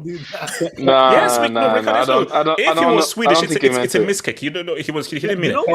Let's be real. It was a third cross, man. It was a third cross. Let's be honest. I mean, you have Brazilian bias. I mean, Roberto Carlos. You're acting like he's Captain Tsubasa. You know that Japanese cartoon? Yes, I do. Yes. Yeah, you're acting like his curve actually curved that much. It's all CGI. Delta, have you seen it from behind Roberto Carlos? It has the Miragi jelly. Pause. No. I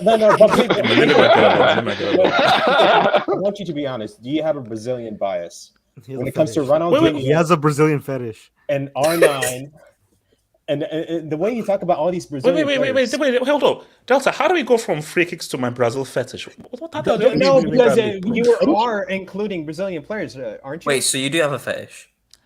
Well, you know, I actually do have Brazil roots. Shout out to my No, roots in you Bahia don't. Blanca. No, Okay, you okay, don't. bro. No, you don't. Wait, is this? Brother, is this how much? Do you know what? Snoopy I'm actually going to. You know, I'm This actually going guy, to man. prove to you and everything. How you gonna prove it to me? Come on. Bahia Blanca are my roots. My roots are in Bahia Blanca. No, they're not. You're Wait, from They're- Lagos. But here, I don't hear.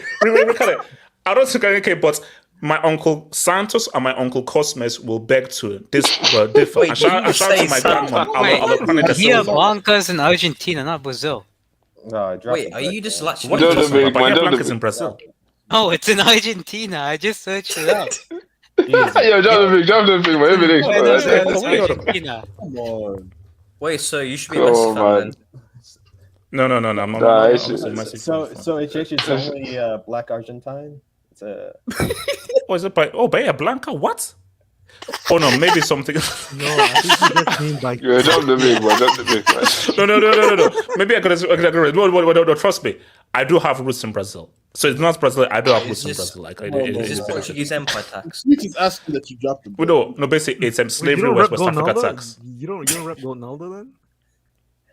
Oh, yeah, no. I've always repped Ronaldo. Look at my Portuguese jersey, bro. Look at my Portuguese jersey. I rep them, bro. So no. How many Look. free kicks has R9 scored? That's the question we want to ask. Yeah, come on. I can't you be the most talented player. You never scored a free kick, man. You know what's crazy? Speaking Bro, of that, has Messi ever done a step over? No. So I think he has. Actually. no, he has. No, Bro. but He you know doesn't know how to what's do the step over. you know what's crazy? It actually does have a valid point because you're saying he's the most talented ever. Nelson Semedo said that when he was training at Barcelona, he never once saw Messi practice free kicks. Just never. That's great because HHG. To be fair, he was Wait, hold on. That's cap. No, That's no, cap. He said it So- himself. It's crazy. Because Okay, so because Nelson Semedo said it, Bro, we should he all was believe with them Nelson day Semedo. in, day out. Like, obviously, who has Ricardo, Isn't it- who the hell is Wait. Nelson Semedo for us to believe It it? doesn't matter. Wait, He was that's- there to Yes, it witness does. Who the hell is Nelson Semedo? Oh, That's not his but name. Nelson Semedo said so. Who the hell is he? No, That's wait, cap. what's his name? He press, bro. Do you know what it is? When Semedo goes home, Mesa is no one here. Then he unlocks the whole thing and then trains when no one is looking. Isn't it? This is a real stat. Since January 2018, Messi has scored 30 penalties, but 31 free kick goals. 31 Wait, free yeah. kick goals since 2018. So he basically scored half his Wait, free kicks since you know 2018. Messi's the last free kick scorer for Barcelona. For Barcelona, PSG, yeah, so Inter that's Miami just and Argentina.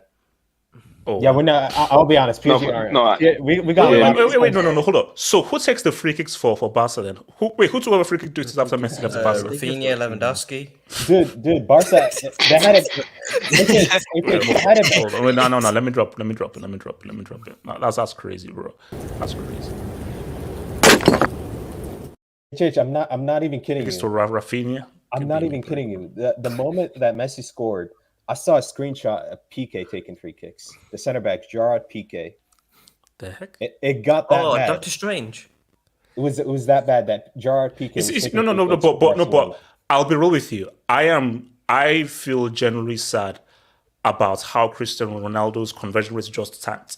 Because I think that if he had kept on, he would have been top 5 all time, 100%.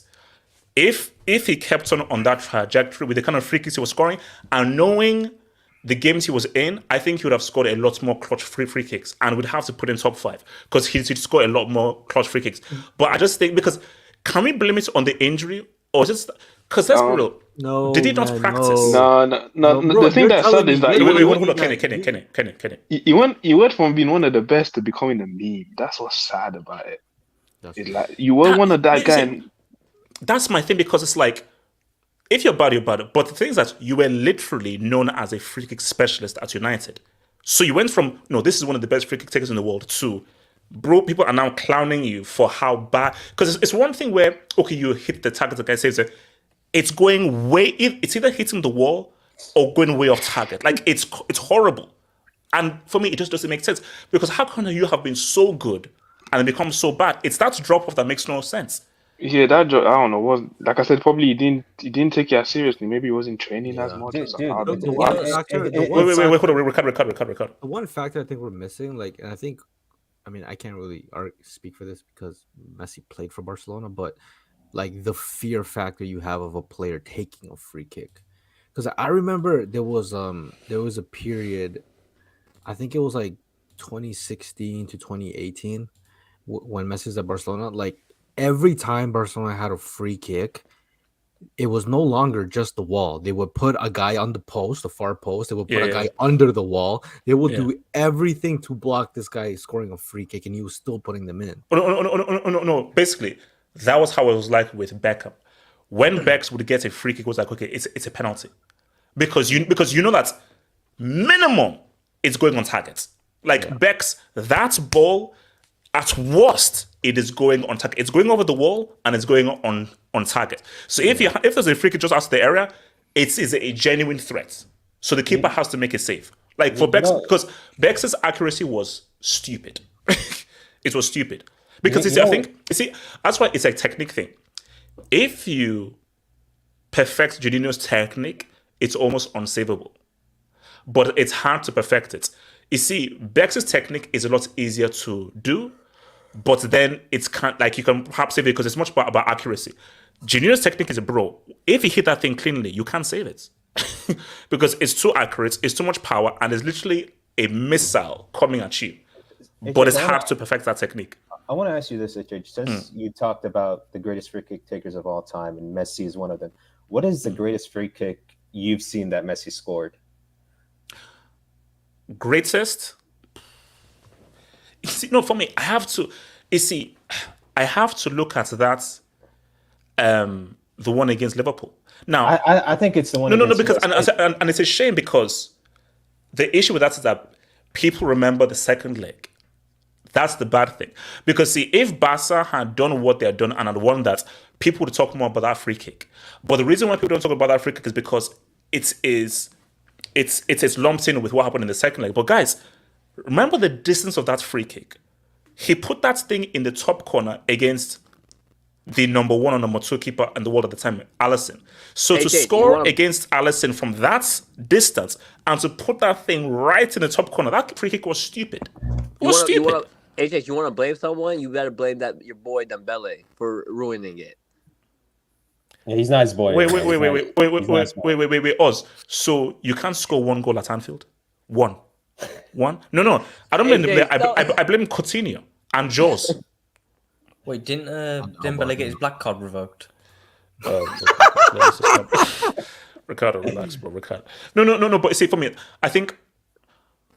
Okay, what was the other free kick that you guys mentioned that was Messi's greatest? The one against. No, watch the one against the USA. You need to watch it. Okay, was that a friendly or the World Cup? Why? Copa America. What year? What year was that? It was 2016. The USA lost. How do I not remember that one? Bro, go on YouTube and watch it. It's actually. It's when we lost 4-0, bro. But that was the HH. Watch it right now and tell us if you think that's better than the. No. Look, I put it in the private chat. I put it in the private chat. Actually, wait, hold on. Okay. Let me get my phone and I'll watch. Okay, keep talking. Okay, so, what's it called? Smasi, what's the best free kick that you've seen? And I'll get back here. Smasi's won me ever since I talked about it. Delta, can you shut the F up, bro? Smasi, keep talking, please. Thank you. Well, Delta is just 30 because Bayern kicked PSG out of the UCL again. Yeah, I'm so salty. That's all I'm saying. Just shut up. I think I've seen live. I have to say it's gonna be the Messi against Liverpool, but I think the best one was, for me, it's the Beckham free kick against Greece, because it was a very crucial free kick for England, and I thought he's gonna break it. So because of the English mentality, that's No. See, okay, greatest, not the most clutch. What is the best in terms of just pure quality that you've seen?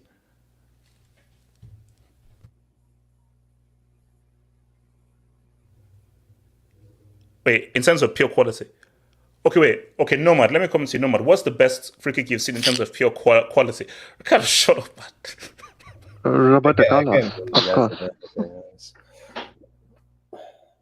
Roberto Carlos against who? Roberto Carlos. Against who? Okay, the France one. Okay, can you guys just talk for 5 minutes while I find this damn free kick, man? Just talk for 5 minutes, please. I put it in the private chat. What I wanted to say was that Sorry, go Yeah, ahead. just let me say it. What I wanted to say was that Juninho is the best free kick taker, right? Beckham is the most clutch free kick taker. Roberto Carlos has the most memorable free kick taker of all time, most memorable free kick. Cristiano is the greatest free kick taker in Champions League history. Yeah, that's true. That's Messi, and Messi, I mean, unless he scores the winning free kick in the next Copa America, I mean, how many of his free kicks are going to be remembered? Come on, dude. Messi has scored a lot. Don't even get it. Really? Messi has scored so many clutch free kicks. Really? No one Oh my remembers. No, except his fanboys, no one remembers, and no one will remember. How do you not remember? I mean, PSG No alone one last remembers. season, he scored so many like match-winning free Hold kicks. on. What kind of criteria is best free kicker in Champions League? Like, who cares? Like, that doesn't mean anything.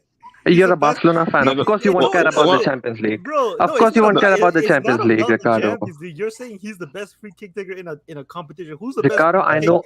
Ricardo, I know the Champions League. Who is the best free kick taker in FA Cup history? I know you don't like the word Champions League. I know you don't like the word Champions League, Ricardo. Ricardo, I know you don't like the Champions League. I know it. I can understand it. I can understand it.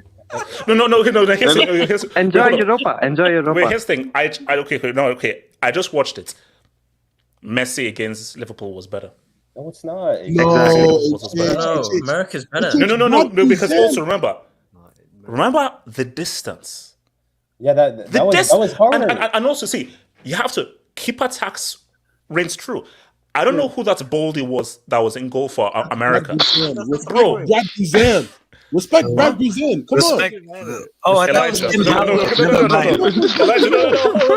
No. Let's play this game. So, Elijah, Brad Guzan is better than Alisson. Yes. I didn't say that. No. Yeah, yes, you did. No. You said respect for Brad Guzan. So he's better than Alisson. No, respect him between 14 and 16 he was alright. No. But the points I'm making is what's his name? But the points I'm making is that what is more impressive, Messi scoring a free kick against Alisson or against Gozicki? Hold on. You gotta realize that goal made him the all-time goal scorer for Argentina. Who cares? What's the better free kick? It's Guzan, Brad Guzan. He played in the Premier League. Like a Russian cuisine or something, man. No, you gotta put this into context. Yes, Alisson is obviously the better goalkeeper. Yes, the Champions League semifinals in the Copa. I think this is the Copa America semi or quarters. I can't remember. Semi. Okay, but when you look at the free kick itself, everybody knew that the distance of the one with Liverpool was further away, but we knew which post Messi was gonna go to, right? And to be fair, that free kick he did score against Liverpool, it did hit off Joe. I think it was Joe Gomez. It looked like Joe Gomez, yeah. Yeah, okay. It hit off one of them, which gave it a little more curvature where Alisson didn't reach it. And it was top corner, but it wasn't like extremely like the one against the United States. Not only did he put it on the goalkeeper side, nobody in that stadium saw that coming, and he literally put it in the upper 90. Like it hit side netting first. The best I've seen that for me is that Payet one for West Ham. That was crazy. You mean the one that just went right into the roof? Yeah, I don't know what he did with the ball. That ball, that was different. I just rewatched it, the Messi free kick against the U.S. in the Copa America semifinal. That was one of the most ridiculous free kick I've ever seen, honestly. If you just look at it from an angle standpoint and how it had to be in that it had to be peach perfect.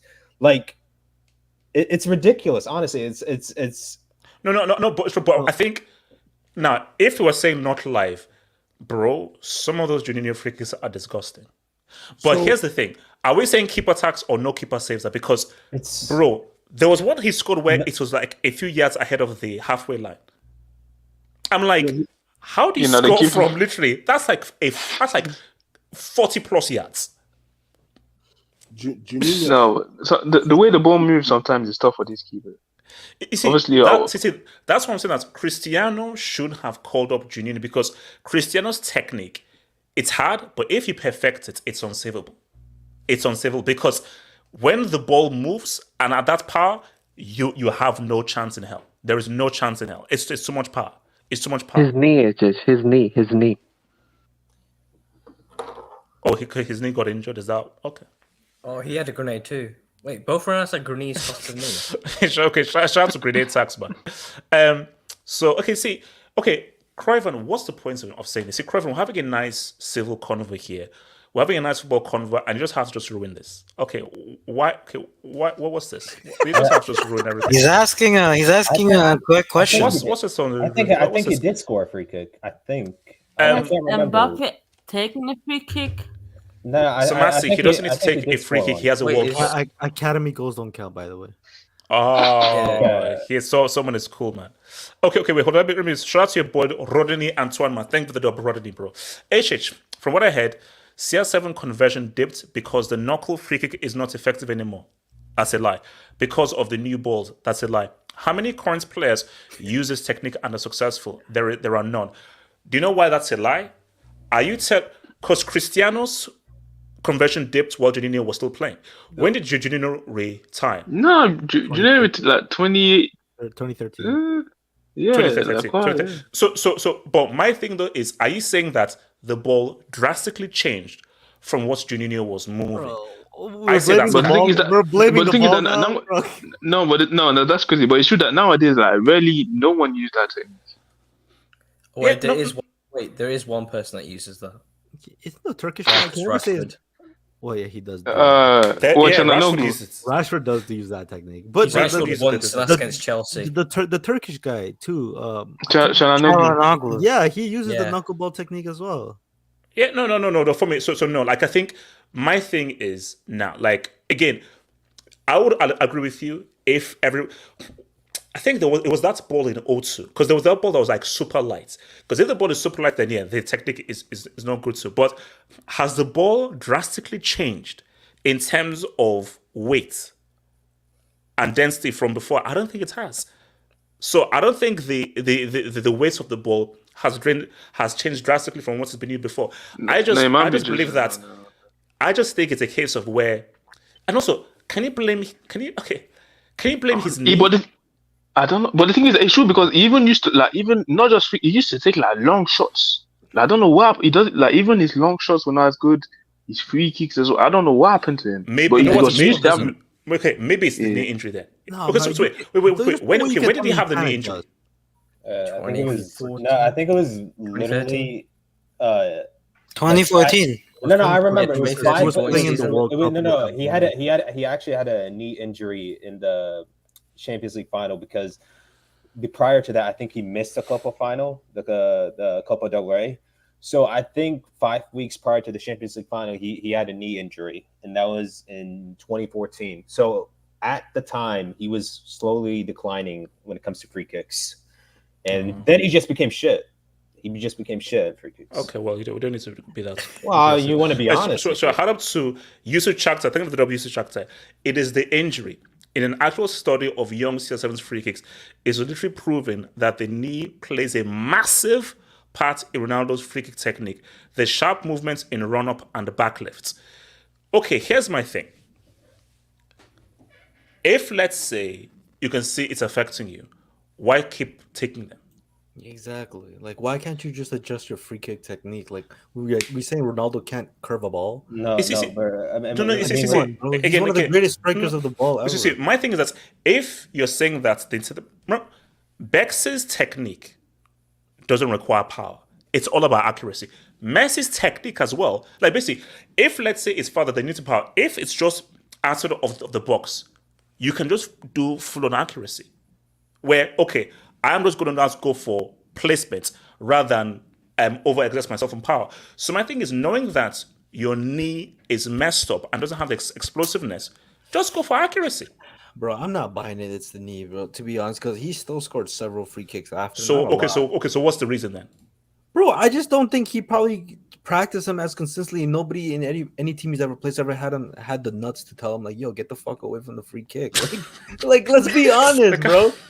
No, because when he went to Juventus, let's be honest. When he went to Juventus, Paulo Dybala and Pjanic were better free kick takers than him, and they never said shit to him. They just gave him the free kicks. Like, I don't know. There's nothing. I mean, it's just, you spoke about it before. It's his ego and demeanor. He wants to be No, the you see, headline. and you know what? And I think that's what I Still, think. still the greatest free kick taker in Champions League over Lionel Messi. Still the greatest free kick taker. Still and forever. Still and forever. No, Alright, man, Never out of nowhere. All right, so shout out to greatest 18. player. Messi's best free kick was against Atletico 11-12. No, Was it? it's pretty nuts, but I think the USA one's better. Albert Cardenas. Let's end this. Who has the best free kick stance? Go Naldo. You know, Godinaldo does. He does. Like Godinaldo, like that's standard. He has the best. So, guys, are you happy? Cristiano Ronaldo has the greatest free kick stance of all time. He wins that. It's that. iconic. Abracadabra Alakazam. What if he's got it? Abracadabra Alakazam. Member for 9 months, bro.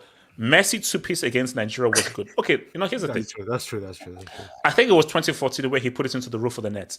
It's there. Like even me, I was like, okay. I'll hold the L. A part of Ricardo, your shout out. a part of your hatred for Messi, is it a little bit stemmed the fact that he's dunking on Nigeria all the time? Hamza C.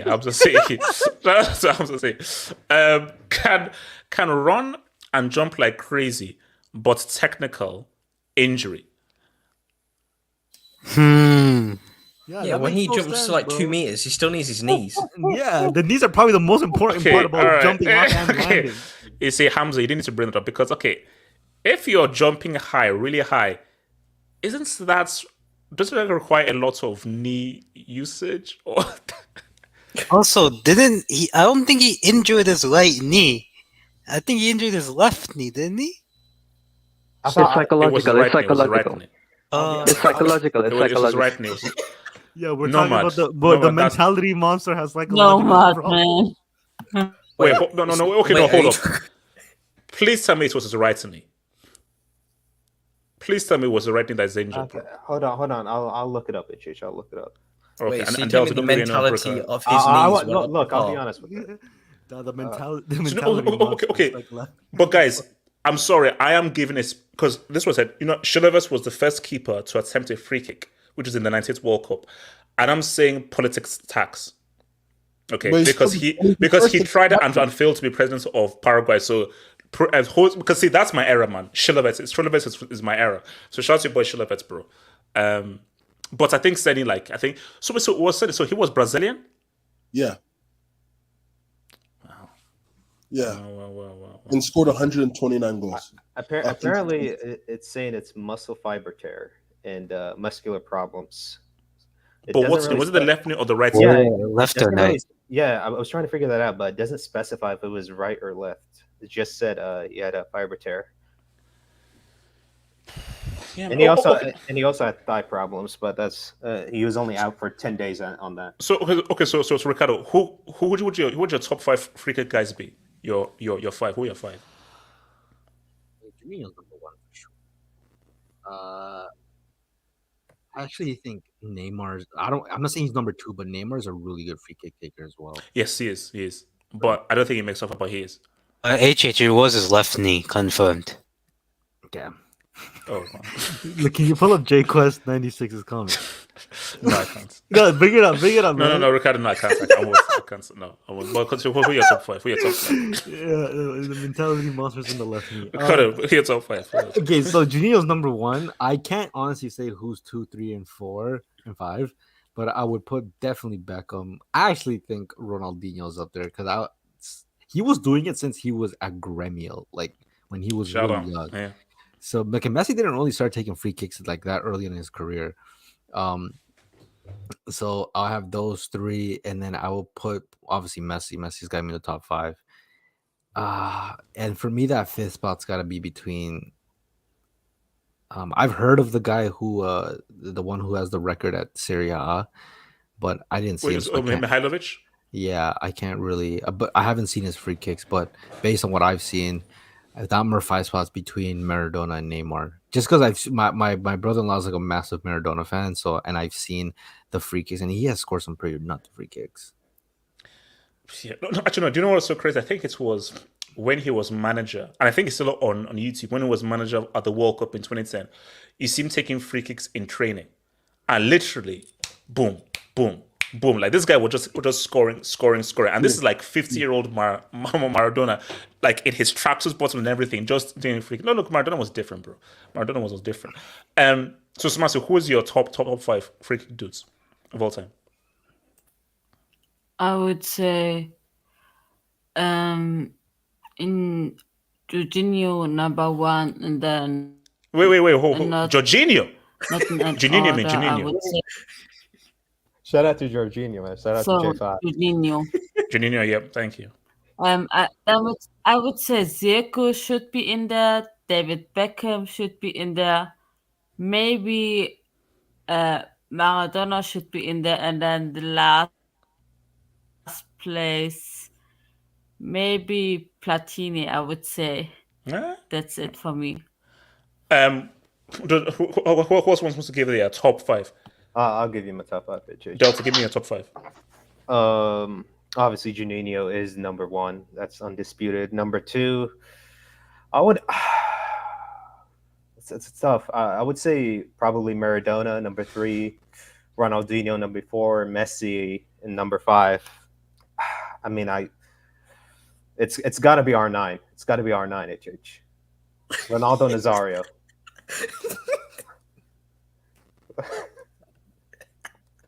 I mean, you remember his winning free kick, right? Blood is frozen. HH, do you remember his winning free kick against what was that team again, HH? Was it Nigeria? Was it Nigeria?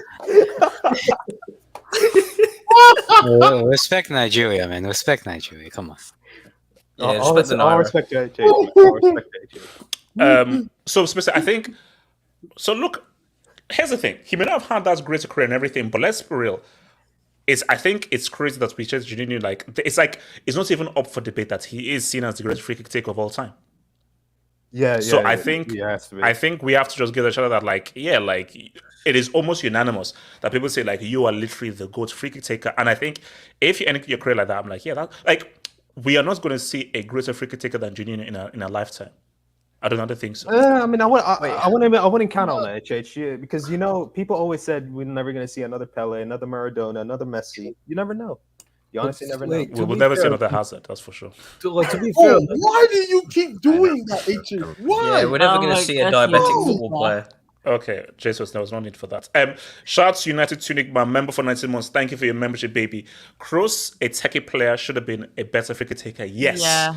Do you know what I've always said? Toni Kroos has one of the best shooting techniques I've ever seen. His shooting technique is outstanding. Yeah. And I think that his free kick repertoire should have been a lot better for a guy that is as good a technique of shooting as him. Isis mentioned member for 8 months, man. Thank you, bro. 38-year-old Roger Miller, more World Cup knockouts goals than CR7. Okay, guys, here's the thing. Can we just leave CR7 alone?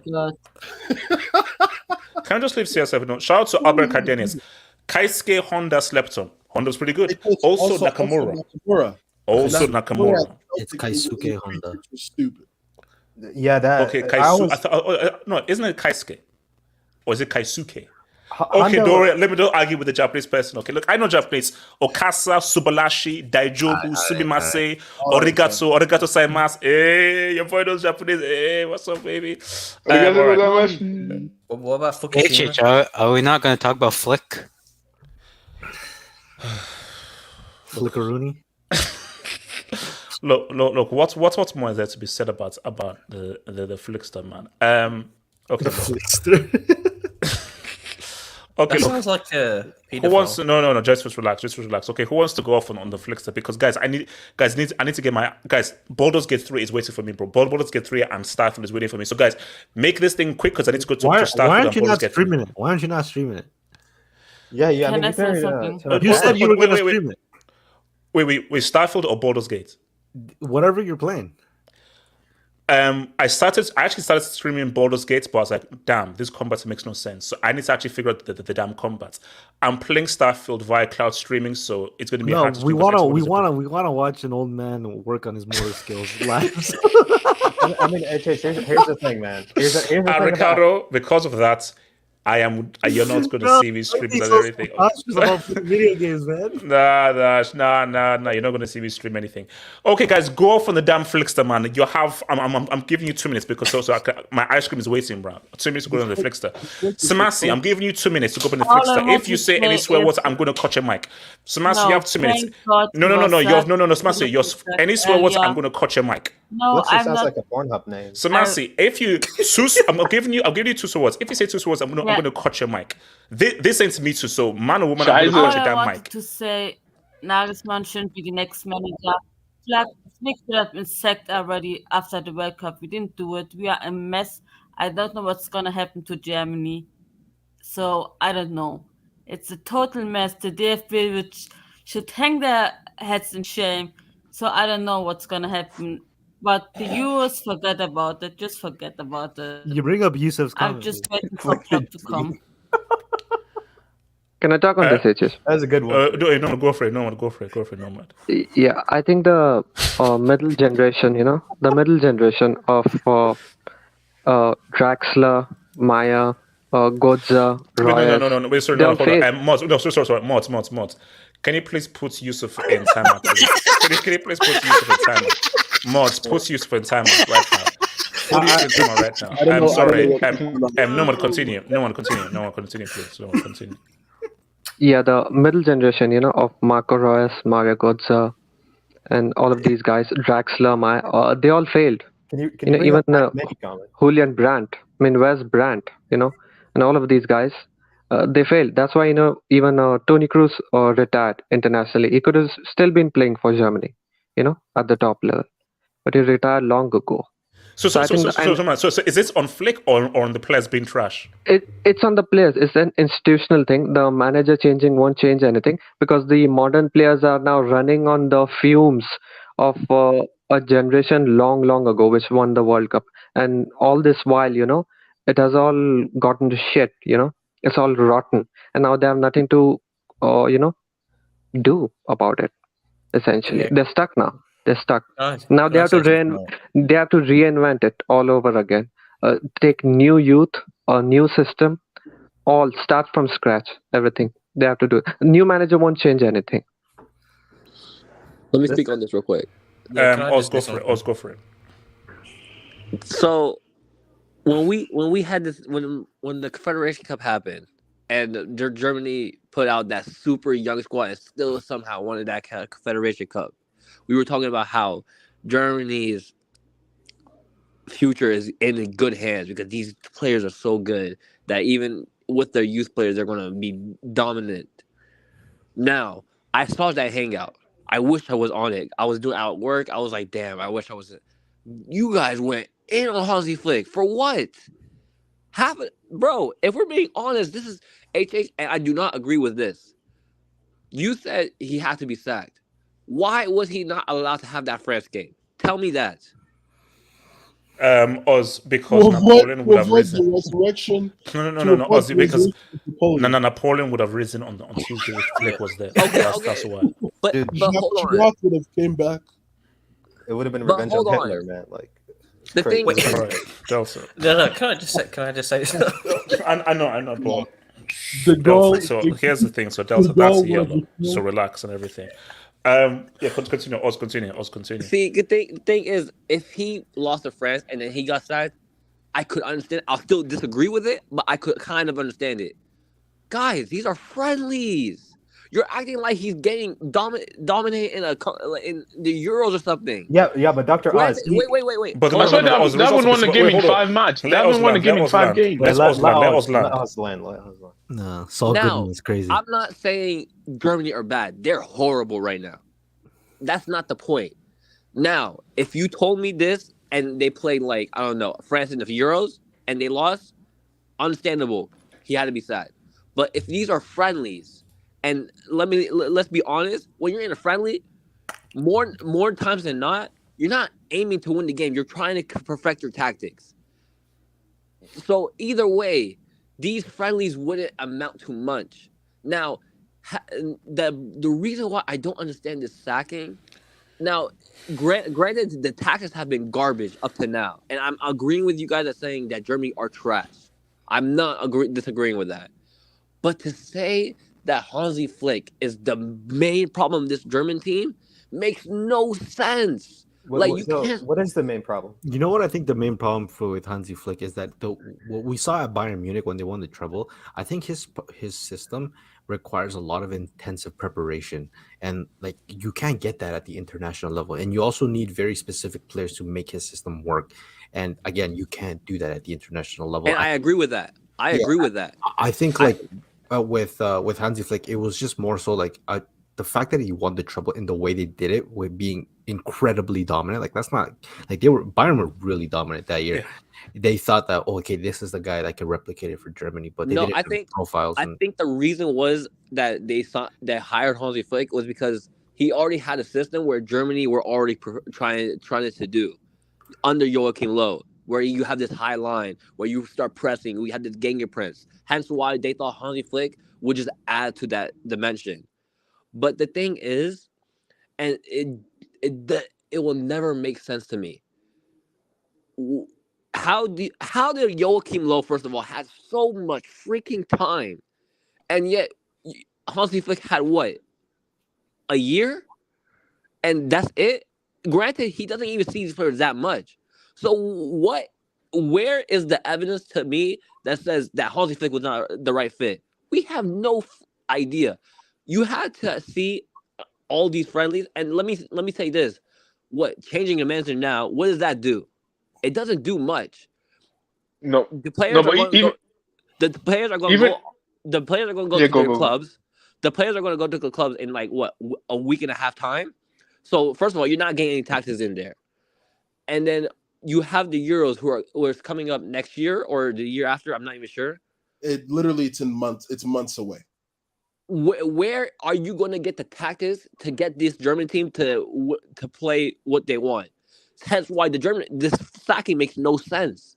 Hence why I think so also with all the results and everything, you'd still keep Hansi Flick. Yes, you have to, because there's no solid HH. You can't give me solid evidence to say that this guy deserves to be sacked. Yes, I can give you the results. What do you mean? That's literally the evidence. The results have been bad. Like, but wait, if the results are bad, no. Also, here's the thing: what happens is if the results are bad, you hire a manager with a totally different philosophy from the previous guy, because obviously the philosophy that he's been inbreeding hasn't been good because tactically they get destroyed. Results have been bad. So what you now bring is, okay, we need somebody with a totally different mindset from Hansi Flick. Both things can't be true. The tactics can't be shit, and the players can't, and the players are not doing it. They both can't be true. That's not. But no. But us, what is the next logical? We say us. We are here. This is where we are. But isn't the next logical step be, okay, let's try something totally different, because maybe there's a better chance that the players can respond to very different tactics than the ones that they've been given over the last few years. How? Because we're not taking into account Germany's history. Germany's history is a high line. Germany's history is that gegenpress. That's not true. No, that's not true. That's not true. That's not true. Recent. That's not. Yeah. That's just recent. They weren't doing that in 2014 or in 2010. No, they have been doing that since 2002. No, 2000. Yeah. Before that, they were a defensive team. That's not. Nah. I would say since Pep won the Bayern Munich and then the Bayern Munich. Yeah, since Euro 2016, that's when it's been really put in. Thank you. No, that's no, bro. 2014, 2010, they were balanced. It was balanced. Yeah, they were a bit more balanced. No, but they were always still a pressing team, even in 2010. 2010, they were playing a very high line. They were playing this pressing system. Maybe not to the extreme that is now. That's it's the extremity. Like 2010, yes, but there was a bit more balance to whether we're in 2010, 2014. Yeah. But I think recently they've been a lot more extreme in the Gegenpress, which goes against how German play. The reason why you say it's extreme, is it extreme, or are these players just not suited for this system? Because back then they had better players than this. But if the players are not suited, why you play the system? Like what's going on? Kenny, thank you. No, this is us. Results. No, us. It's a results-based business. Exactly. It's not about you have to get it. No, but they can't. No. even to park the bus, right, you actually need good defenders. They don't have any. No, you don't. Yeah, Casey, but no, you don't. Yeah, but Let's stop with these excuses. Like, do you know any of these Japanese players? Casey, Can you tell me the name Casey, of these Japanese players? Casey, Come on. you need Freaky. listen, great defenders can play any system. Crap defenders, you need to protect them. So for crap defenders, you need to protect them by playing deep and allowing the midfield to help protect them. What you don't do with crap defenders is play a high line. That is suicide for bad defenders. I'm not disagreeing with that. I'm not disagreeing with that. My problem is that you're going to change that in in a year max time? Is that how we're going to change? Is that how you're going to change? Yeah, you can do it. You can do it in a year. You have to. Yeah, it's a year. For me, it's experience. No. The guy. Wait. Oz. Okay, the guy has had two. Kenny. The guy has had 2 years. Yeah, he's had time to change the players. No, How many he's had players? 1 year. Stop. No. 1 year. No, he's had 2 years. He's been there since 2021. Yeah, he's had one tournament. He's only had one tournament. You're right. Yeah, but that's 2. No, but that's 2 years. And the thing is, it's not He's just in the the Nations tournament. League as well. It's the way they've been playing. Whoa, okay, you know these guys not won a game for 5 games. Like some of these games, if you actually watch the team, like it's terrible. You've had 2 years to mix and match. Okay. Let me ask you this then. Now let's take international football aside. Why is Eric Ten Hag given a year time to change a system? He watches, he sees them more. Wait. Let me set the scenario real quick. Let me set the scenario. Ten Hag has had time to adjust players into his system. Now he has a whole year where he sees them way more than international time, where he sees them more and more time. But he's given all this time to change a system, which, by the way, you guys are telling me you could change it overnight, which is not possible.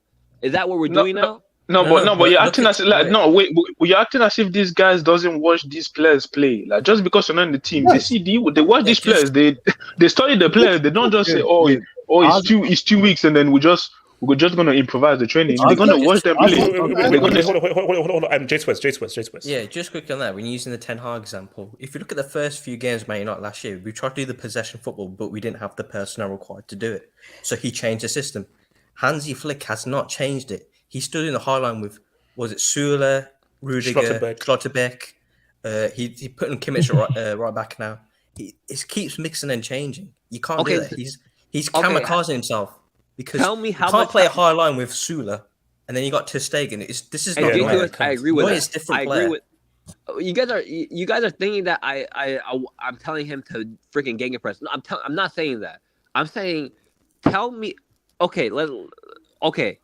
In these 2 years, how long has he had to work with these players? Tell me how much. How much time? No. Wait. Hold on. Oz. Thank you, Kenny. See, Oz. It's Oz. This is actually very simple. Club and international are different beasts. And this is what we actually said in the last emergency hangouts. You don't have time to implement a complicated system. Look at Scaloni. It's a pretty simple blueprint. Southgate, simple blueprint. Deschamps, pretty simple blueprints. What I think Germany should realize, and I hope they have, is we don't need a guy bringing any complex gegenpress tactics. Because you only see these guys 2 or 3 times a year. 2 or 3 times a year is not enough time to employ a complicated system. It's just not enough time. So what you need to do is get a simple blueprint that these guys can follow that is nice and effective. So he'll never have enough time because no international manager ever has enough time to implement a system. Hence why they don't try to give you a complex system. They just try to give you an effective blueprint to follow. So is that Hansi Flick's fault or is that Germany's fault? It's Hansi Flick's fault. Is his fault? No. Thank you. Both can be right. It is the German FA's fault for thinking that, okay, this guy who did well at the club cannot translate well and do that at international. So that's Germany's fault. But also, it's Hansi Flick's fault where you know that you have to get results here. And you should have realized that, wait a minute, this ain't working. I have to create something that works. But no. Also, hold on. Flick was an assistant. Flick's been there. Like, you're acting as like this guy was there for like years. But Kenny, it's complex to be. But Kenny, it's complex because yes, he was an assistant, but his greatest success was with Bayern. If you have such great success with Bayern, you're like, bro, If it ain't broke, don't fix it. This gave me massive success. Let me now try and bring and implement this into the national side. But what he failed to realize is that these are two very different disciplines. I have a question for you. Wait, hold on, Elijah. So then at that point, because if we look, if I'm just looking at Germany's results since he's got hired, he's technically won more games than he's lost. So then that's saying that's on the federation for hiring him. Because if they knew that his success was mainly in club football, why did they hire him? Let's be honest here. I get that in the last 17 games, he's only won 4, and I think he's drawn 7 and he's lost 5. But it's the 5 that he's lost to, and it's the way they lost. That's why he's been fired. But we have to also place blame on the federation as well, because they're a bit inept. Can we when they hired the guy, when they hired him, no one thought he was a bad lad. Everyone thought the guy's been a assistant. He did well with Bayern Munich. No one was gonna say, "Oh, they didn't plan it well." It's just that, maybe the thing like obviously what he was doing, he just didn't work with the players. No, Kenny. I think the bottom line, what people need to realize is, great club managers don't speak great international managers, and great international managers are not necessarily amazing managers. International management is really down to the individuals. See, club management, it's really about the manager. International management, a bit about the manager, it's really about the players executing. So in international management, it's about to get out of the freaking way and allow these players to now put them in the best position to succeed. Club management is micromanage. But what needs to happen is that you can't bring in these complex systems. Let me come to Casey then to Ricardo. Casey. Yeah, no, I think Germany they just need like a proper number 9 for them to like. Thank you. Because and this is something Flick also talked about, is that for the past 10ish years they haven't actually created a number 9, and that's one of the issues that he was talking about. So since they don't have a number 9, and there's a manager called Julian Nagelsmann who doesn't like number 9, so I think Nagelsmann is the best man for the job right now. And you can call him a brick and whatever, but Nagelsmann got the best out of Turbo Timo. So Nagelsmann, I still think it's risky. Ricardo, what are you saying? Who's at fault for this whole Germany thing, bro? I don't think you can pin it down to an individual. Yeah, you could blame it on Hansi Flick, because sometimes your ability as a manager is implementing the system or working with the players that you got. If you know you don't have the personnel, why are you still so strict on the system you're trying to play or trying to implement? I think it's not one you can obviously blame the federation. It's like, it's just poor planning, period. Like, bro, I'm not part of like a technical footballing group, but you would expect someone, especially like the German national team, that is probably the most consistent national team when it comes to producing results and structuring a team. How did this go wrong for you? And the third thing, obviously, I mean, it's not really the people's fault, but the technical, the generation of players they have. I think there's something missing. So, for example, I think every country, they tend to produce a particular styles of players, and then that is influenced on their identity of way of playing football. So obviously with Brazil, for example, Brazil, they just signed Diniz, who's a fantastic manager in terms of the way Brazil want to play football. Do they have the players? You have a player like Neymar, who's once in a lifetime type of talent, and he suits that. I think when you look historically at Brazil, you're looking at very technical, very creative players who play off the fly, and that's what Diniz is trying to implement with Brazil. So it's working. I mean, it was against Bolivia, so we'll see how it goes on throughout the qualifiers and the tournament. With Argentina, you've kind of always had your number 10, because you went from Maradona then to like Riquelme. You had your Ariel Ortega, who didn't really amount to anything, and there's other guys in between, and then now you have your Messi. So your number 10s is very iconic for the Argentines. And then for Spain, it's always been the possession the technical type players. For Germany, they've historically always had like a number 9, like not even like it has to be of the highest order. It's just somebody who's willing to just put that ball in the back of the net. I mean, we saw it with Gerd Muller, and they have several great goal scorers in German history. And then you obviously Miroslav Klose. I mean, as much as you want to say about him, Yeah, I mean Gallardo would be yeah, he would. The only problem is that Gallardo is Argentine. He will never manage. It's at least I don't think Germany will ever allow an Argentine manager be their head coach. So there are the personnel is missing. I think that has to mainly do with the generation of the way of footballers like Turbo Timo is your goal scorer, your number 9. The Krug. Yeah, the Krug, but I mean like he's Freddy Krueger, man. No, but see, but that's the issue. So we've gone from Gedmola, Bierhoff, Klinsmann, Mario Gomez, Rudi Voller to choosing between Finding Nemo, Shy Guy, and Freddy Krueger. That's crazy. There's a genuine like Miroslav Klose was legitimately the last one, and to be fair, even Miroslav Klose at an old age was still capable, competent for being. And Mario Gomez was not that bad. Mario Gomez was functional. He wasn't bad, but like, to be honest, I don't really like German. They have that problem. There's talent there, but I think their talent more suits the modern game because you have guys like Florian Wirtz, who I think is a fantastic talent. You have your wingers, your Gnabry's, your Leroy Sané. Sané is actually looking good this season, but how often do they really play with those types of wingers? Musiala is another one. Like I swear, Musiala looks like an Argentine more than he looks like a German because he's actually traditionally a great dribbler and a number 10. But yeah, I don't know. Germany, there's a lot of issues. It comes from everywhere. I don't think you can point it down to one particular. Let me ask a question real quick, because I know go for it. I know we disrespect this guy, but does Richarlison start for this team? Does who? Richarlison? No, he doesn't. No. He came off crying the other night. No. Why are you still calling him Richarlison? His name is Richard. I don't think Germany does it. Who does this team and everything. Wait. Oz. So you're saying that? Oz, why would you even put that into the universe over Richard there? That's a Monday night question because No. Oz. Let's respect to Germany. Richard III doesn't start for Germany now. Oh no!